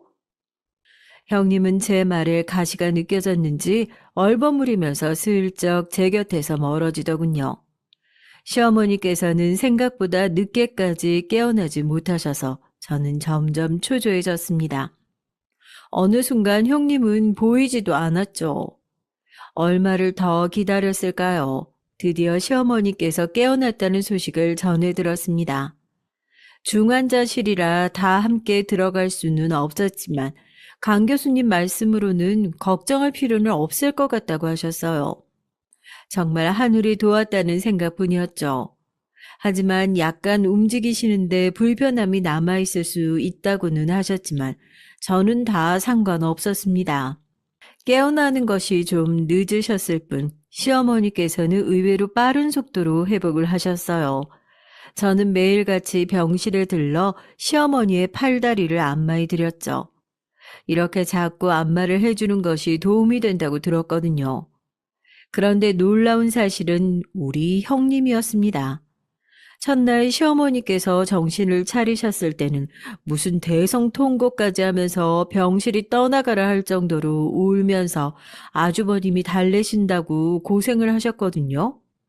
그런데 그 뒤로는 완전 발길을 뚝 끊으신 것이 너무 가증스럽더라고요. 시어머니께서도 따로 말씀은 하지 않으셨지만 서운해 보이셨고요. 어머님, 어디 불편한 곳 없으시죠? 이제 다음 주에 퇴원도 된다고 하니까 조금만 참으세요. 어머님 드시고 싶은 음식 없으세요? 미모님이 상다리 부러져라 준비해둔다고 잔뜩 벼르고 계신데. 뭘 그렇게까지. 난 너야말로 매일같이 여기서 쪽잠을 자서 피곤하지 않아? 피곤하기는요. 저 아직 튼튼하거든요. 걱정 마세요. 시어머니께서는 저의 밝은 목소리에 웃기만 하셨습니다. 하지만 시어머니께서는 누군가를 찾는 것처럼 자꾸만 입구를 보셨죠. 저는 본능적으로 형님을 찾는다는 것을 알겠더라고요. 저는 형님이 많이 바쁘시는 것 같다고 상황을 넘겼어요. 진짜 그동안은 아주 문지방이 다를 기세로 시어머니를 찾아와서는 딱 옆에 붙어서 난리도 그런 난리가 없었는데 말이죠. 물론 저는 전화를 몇 번 하기는 했는데 형님은 바쁘다는 말만 계속할 뿐이었답니다. 시어머니께서 퇴원하시고 드디어 집으로 돌아오셨어요. 시어머니께서 병원에 계신 동안 남편은 시어머니께서 편하게 이동하실 수 있도록 곳곳에 지지대도 설치하고 중간중간에 있던 턱도 정리를 깔끔하게 했답니다. 시어머니께서는 내심 마음에 드시는지 기분 좋아 보이셨죠. 그때였습니다. 어머님, 퇴원 축하드려요. 제가 일이 너무 많아서 찾아뵙지도 못했고 죄송해요. 그래, 바빴다니 어쩔 수 없지. 컨디션은 좀 어떠세요? 밖에 날씨 엄청 좋은데 어머님 밖에 잠깐 나가서 저랑 데이트해요. 괜찮으시죠? 형님, 어머님 방금 들어오셔서요. 좀 쉬셔야 할 것 같은데요. 동서, 내가 지금 어머님이랑 얘기하는데 동서가 끼어들 건 아닌 것 같은데. 어머님, 저랑 잠깐 나갔다 오시는 거 괜찮으시죠? 네. 오늘 좀 피곤하구나. 쉬고 싶어. 다음에 나가자. 시어머니께서는 제게 손을 뻗으시기에 안으로 모시고 들어갔죠.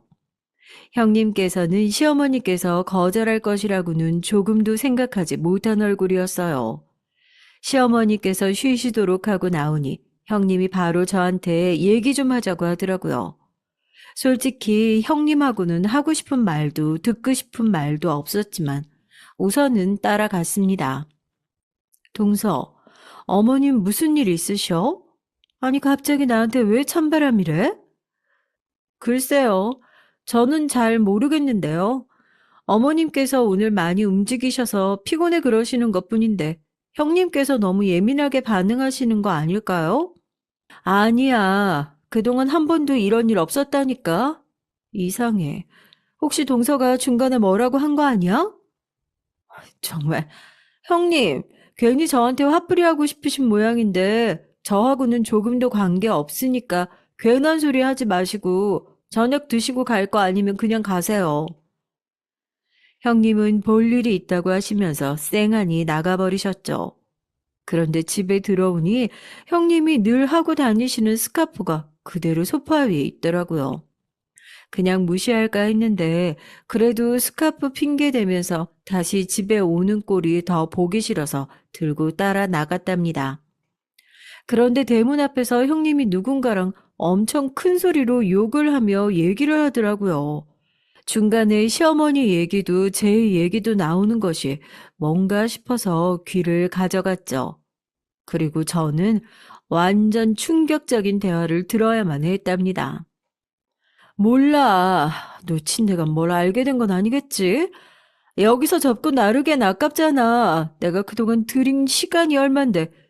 할망구 비 맞춰가며 내가 얼마나 고생했는지 알아? 동서? 괜히 아무것도 아닌 주제에 센 척하는데 어리숙해서 금방 속여 먹겠더라고. 하여튼 할망구 주머니 좀 더 뒤져서 갈 테니까 그만 재촉하고 바로 성공하면 이 나라 뜰 준비나 해. 끊는다. 저는 당장이라도 뛰어나가서 방금 전화를 추궁하고 싶었지만 꾹 눌러 참았어요. 우선 형님이 하는 말이 다 무슨 소리인지 알아보고 나서 머리채를 잡든 주둥이를 다 뜯어놓든 해야겠다고 다짐했죠. 저는 막 나온 사람처럼 대문을 벌컥 열었습니다. 형님은 당황한 얼굴로 갑자기 문을 열면 어떻게 하느냐고 소리를 질렀지만 저는 아무렇지도 않은 척 스카프를 내밀고는 안으로 들어갔어요. 저는 방금 들었던 일들에 관해 친한 친구에게 의논을 했습니다. 남편이 흥신소를 운영하는 사람이라 형님에 대해 조사를 부탁했죠. 꽤 시간이 걸릴지도 모른다고 했던 것과는 다르게 3일도 되지 않아서 연락이 오더라고요. 저는 병원 쉬는 시간을 틈타 친구를 만났고요. 친구 남편이 조사한 결과라고 보여주는데 뒤통수를 3개 맞은 것처럼 정신을 차릴 수가 없을 정도로 충격적인 결과였어요.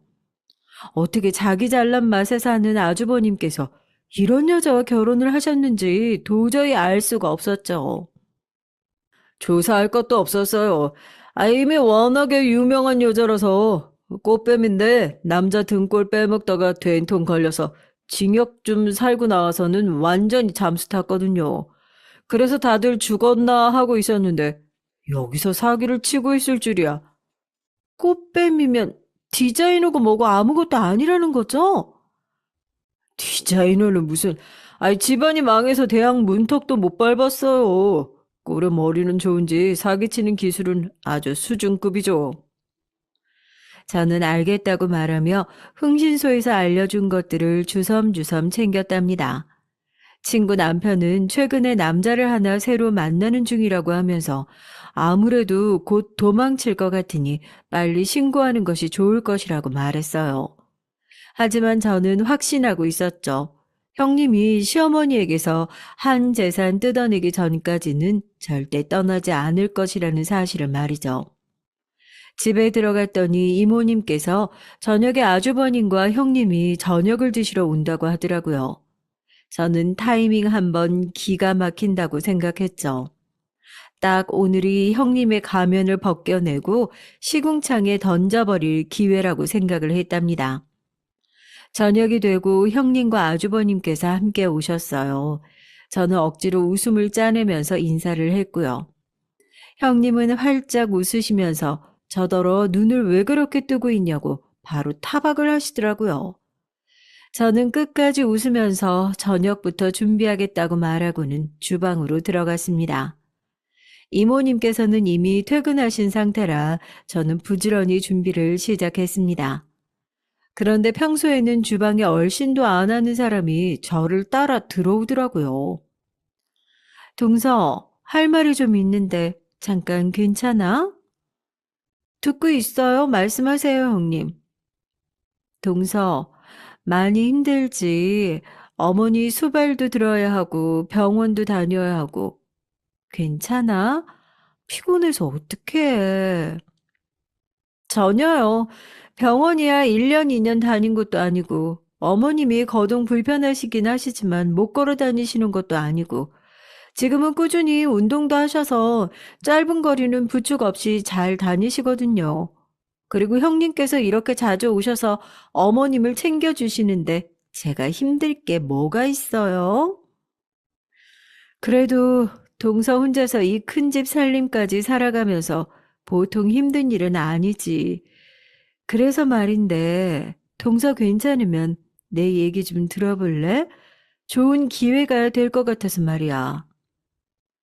저는 형님이 무슨 다단계를 제게 홍보해서 이득을 볼 생각인가 싶어 잔뜩 얼굴을 굳히고는 형님은 제게 비밀 얘기를 하려는 듯이 다가왔습니다. 저는 급히 한 걸음 멀어지면서 무슨 일이냐고 했죠. 형님은 큰 소리 내지 말고 먼저 들어보라고 했어요. 저는 알겠다고 고개를 끄덕이는 척 하면서 핸드폰을 꺼내 녹음을 눌렀습니다. 우리끼리 하는 말이지만 동서도 힘들잖아. 그러지 말고 우리 힘을 합해서 어머님 요양원이라도 보내드리는 건 어때? 이 집은 둘이서 반반 나눠 가지고 요양원 병원비도 딱 반을 나누면 되겠네. 몸도 불편한데 일도 못할 거 아니야. 그럼 놓친 내 재산 우리 둘이서 깔끔하게. 저는 더 이상 형님 얘기를 듣고 있을 수가 없었어요. 바로 뺨을 한 대 힘껏 내리쳤습니다. 제 손바닥이 얼얼할 정도로 강한 힘이었어요. 그 소리가 얼마나 큰지 거실에 있던 남편이 허둥거리며 주방으로 들어올 정도였답니다. 남편은 씩씩거리며 서 있는 저의 모습과 뺨을 움켜쥐고는 당황하는 형님을 번갈아 보더니 무슨 일이냐고 물었어요.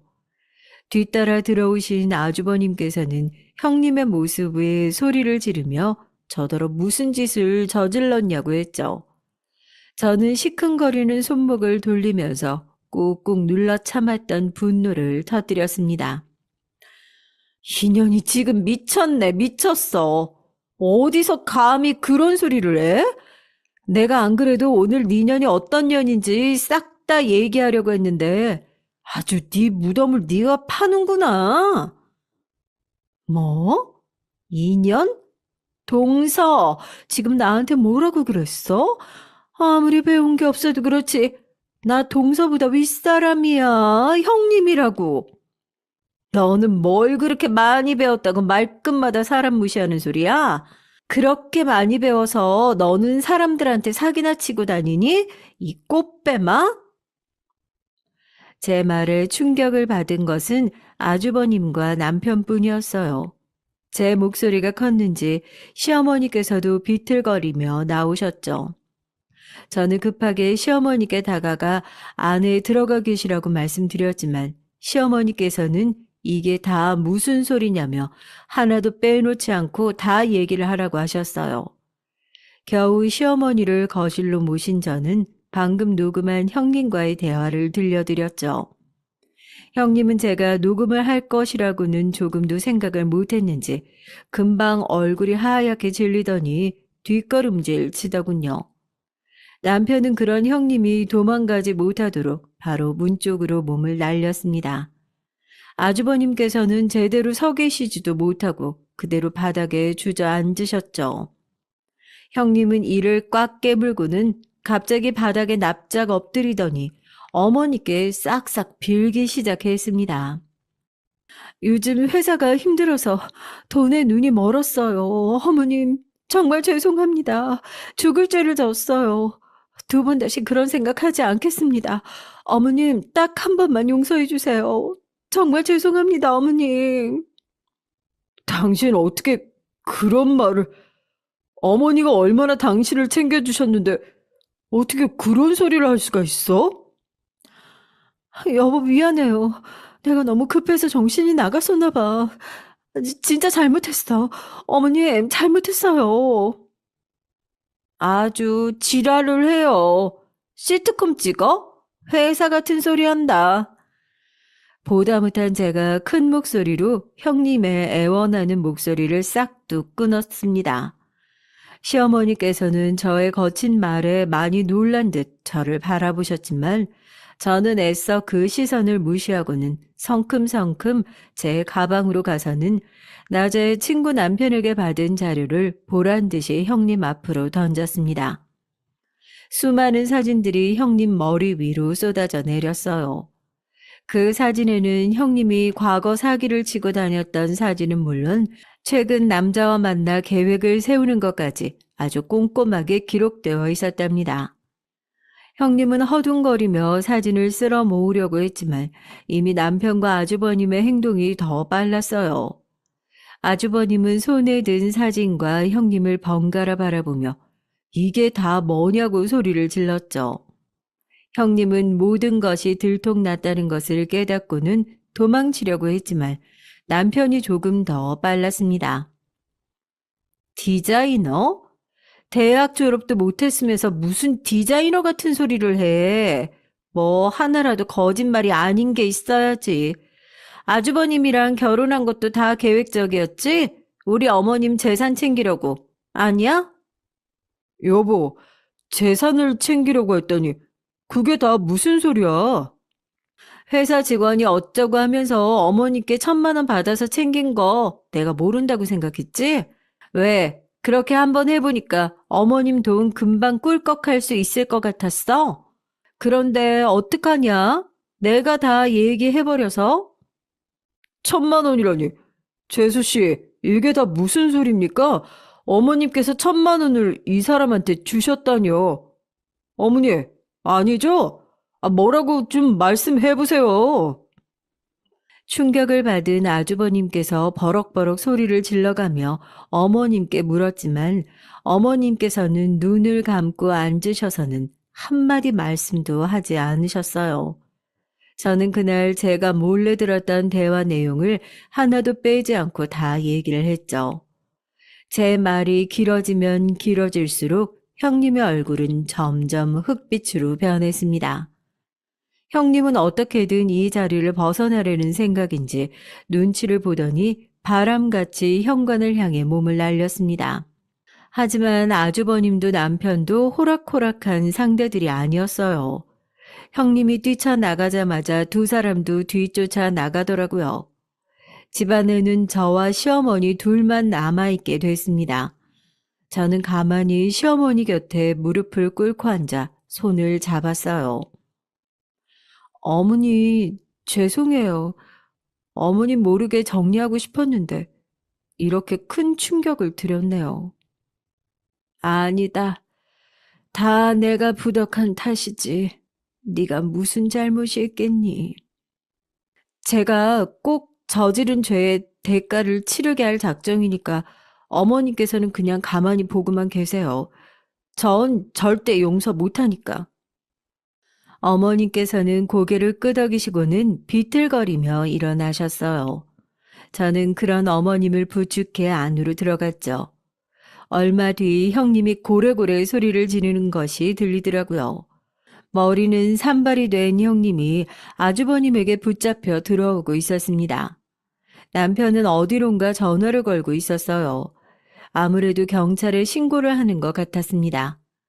형님은 제 얼굴을 보자마자 제게 침을 확 뱉더라고요. 물론 저한테 오진 않았지만 황당하기는 하더군요. 형님은 모든 것이 제 탓이라고 하면서 입에 담기도 더러울 욕들을 쉬지 않고 뱉어냈죠. 진짜 이건 말을 하는 것이 아니라 배설을 하는 그런 수준의 말이었어요. 그동안 온갖 고상한 척은 다 하고 살더니 어떻게 참았나 싶었습니다. 곧 경찰차 소리가 들리고 경찰들이 우르르 들어왔어요.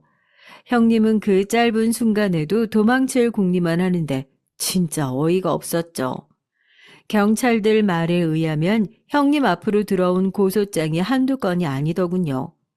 친구 남편에게 들었던 것보다 훨씬 더 많은 양이더라고요. 경찰은 고소할 생각이라면 경찰서로 오라는 말과 함께 형님을 끌고 가셨습니다. 아주버님께서는 끌려나가는 형님의 모습을 한참 동안 물끄러미 보더니 변호사와 얘기를 해야겠다고 나가셨어요. 한바탕 토네이도가 휘감고 간 것처럼 집안은 엉망이었습니다. 남편과 저는 묵묵하게 집을 치웠어요. 놀랍게도 아주버님께서는 변호사를 선임해 이혼 소송이 아닌 혼인 무효 소송을 시작한다고 하셨습니다. 거기다 피해 보상까지 요구를 한다고 하시는데 알고 보니 결혼 생활을 하는 동안 아주버님께서 맡기신 통장에 남아있는 돈이 아예 없었다고 하더라고요. 이미 일행과 함께 돈을 다 옮긴 상태였죠. 아주버님은 형님을 믿었던 자신의 탓을 하면서 무척이나 괴로워하셨습니다. 하지만 그것도 잠시일 뿐이었어요. 아주버님께서 형님으로부터 모든 것을 돌려받겠다고 다짐한 이후 어찌나 빠르게 움직이시는지 저는 아주버님께서 이전부터 준비하고 있었던 것은 아닐까 의심이 들 정도였답니다. 하지만 중요한 문제가 하나 더 있었어요. 쇼킹하게도 시어머니께서 형님을 고소할 생각이 없다고 하시는 거예요. 가족들은 다들 할 말을 잃었죠. 1,000만 원에 대한 사기죄를 적용하지 않겠다는 말이나 마찬가지였으니까요. 어머니, 그럼 1,000만 원 그냥 날리실 생각이에요? 왜 고소를 하지 않겠다고 하시는데요? 집안 더 이상 시끄럽게 만들고 싶지 않다.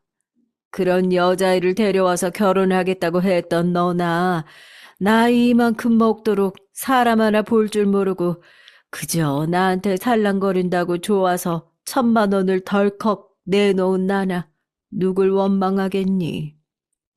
어머님 그런 말씀 마세요. 속여 먹겠다고 작정을 하고 덤비는 사람을 어떻게 이겨요? 어머님 잘못도 아주버님 잘못도 하나 없으니까 그런 말씀 마시고 고소장 접수하셨으면 좋겠어요. 속이는 인간이 나쁜 사람인데 왜 어머니께서 괴로워하세요? 그럴 이유 조금도 없으니까 어머니 걱정 마세요. 남편과 저까지 나서서 시어머니를 설득하자 시어머니께서도 결국은 마음을 돌리셨답니다. 시어머니께서 한사코 고소장 접수를 사양하셨던 이유는 아무래도 자식들 보기 미안해서가 아닐까 생각이 들었어요.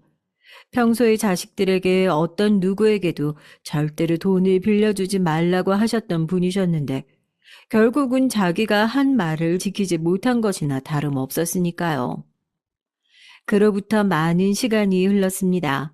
아주버님께서는 바람대로 형님과의 혼인관계는 무효임을 법정에서 인정받고 예전과 조금도 다름없이 평범한 일상을 되찾으셨어요. 다시 본가로 들어오셨거든요. 사실 처음 이 얘기를 들었을 때 겉으로는 반갑게 맞이했지만 속으로는 한숨만 나왔습니다. 깐깐한 아주버님의 취향을 다시 맞출 생각을 하니까 눈앞이 깜깜했죠. 이모님께서도 말씀은 안 하셨지 아주버님이 다시 들어와 산다고 했을 때 엄청 당황하셨거든요. 하지만 아주버님께서도 달라지셨더라고요. 여전히 결벽증이 있으셨지만 빨래나 설거지 정도는 스스로 깔끔하게 해주시니 너무 편했죠. 그리고 아주 놀라운 소식이 하나 있는데요. 바로 제가 오랫동안 염원했던 임신이 드디어 성공했다는 것이죠. 남편과 저의 사랑스러운 아들은 제 뱃속에서 아주 무럭무럭 자라고 있습니다. 얼마나 효자로 태어나려는 건지 입덧도 하지 않았답니다. 시어머니께서는 형님의 일이 터지면서 한동안은 무력하게 지내셨는데 제가 임신했다는 소식에 요즘은 저와 함께 아이가 태어나면 쓸 기저귀를 만들면서 매일 들뜬 마음으로 기다리고 있어요. 끝으로 형님에 관한 얘기를 좀 하자면 사기죄로 고소를 한 형님의 재판은 아직도 열리지 않았어요. 무슨 양파도 아니고 사람이 어떻게 알아가면 알아갈수록 점점 더 죄가 늘어나는지 진짜 중간중간 얘기를 들을 때마다 놀랍기만 하더라고요. 제가 알고 있던 것은 결혼을 핑계로 돈 많은 남자에게 접근해서 재산을 빼돌리고 잠적하는 수법을 써왔다고 들었는데 그 정도가 아니더라고요. 아예 조직적으로 움직이면서 대상도 결혼이 늦은 남자부터 혼자 살고 있는 노인 가정까지 그 규모도 상당했답니다. 형님을 조사하던 검찰에서도 혀를 내두를 정도라고 했고요. 여자가 많다 보니 결국에는 처음 예상했던 기한보다 늘어날 수밖에 없었죠. 거기다 형님의 일당으로 추정되는 사람들까지 잡아들여 일이 꽤나 커졌더라고요.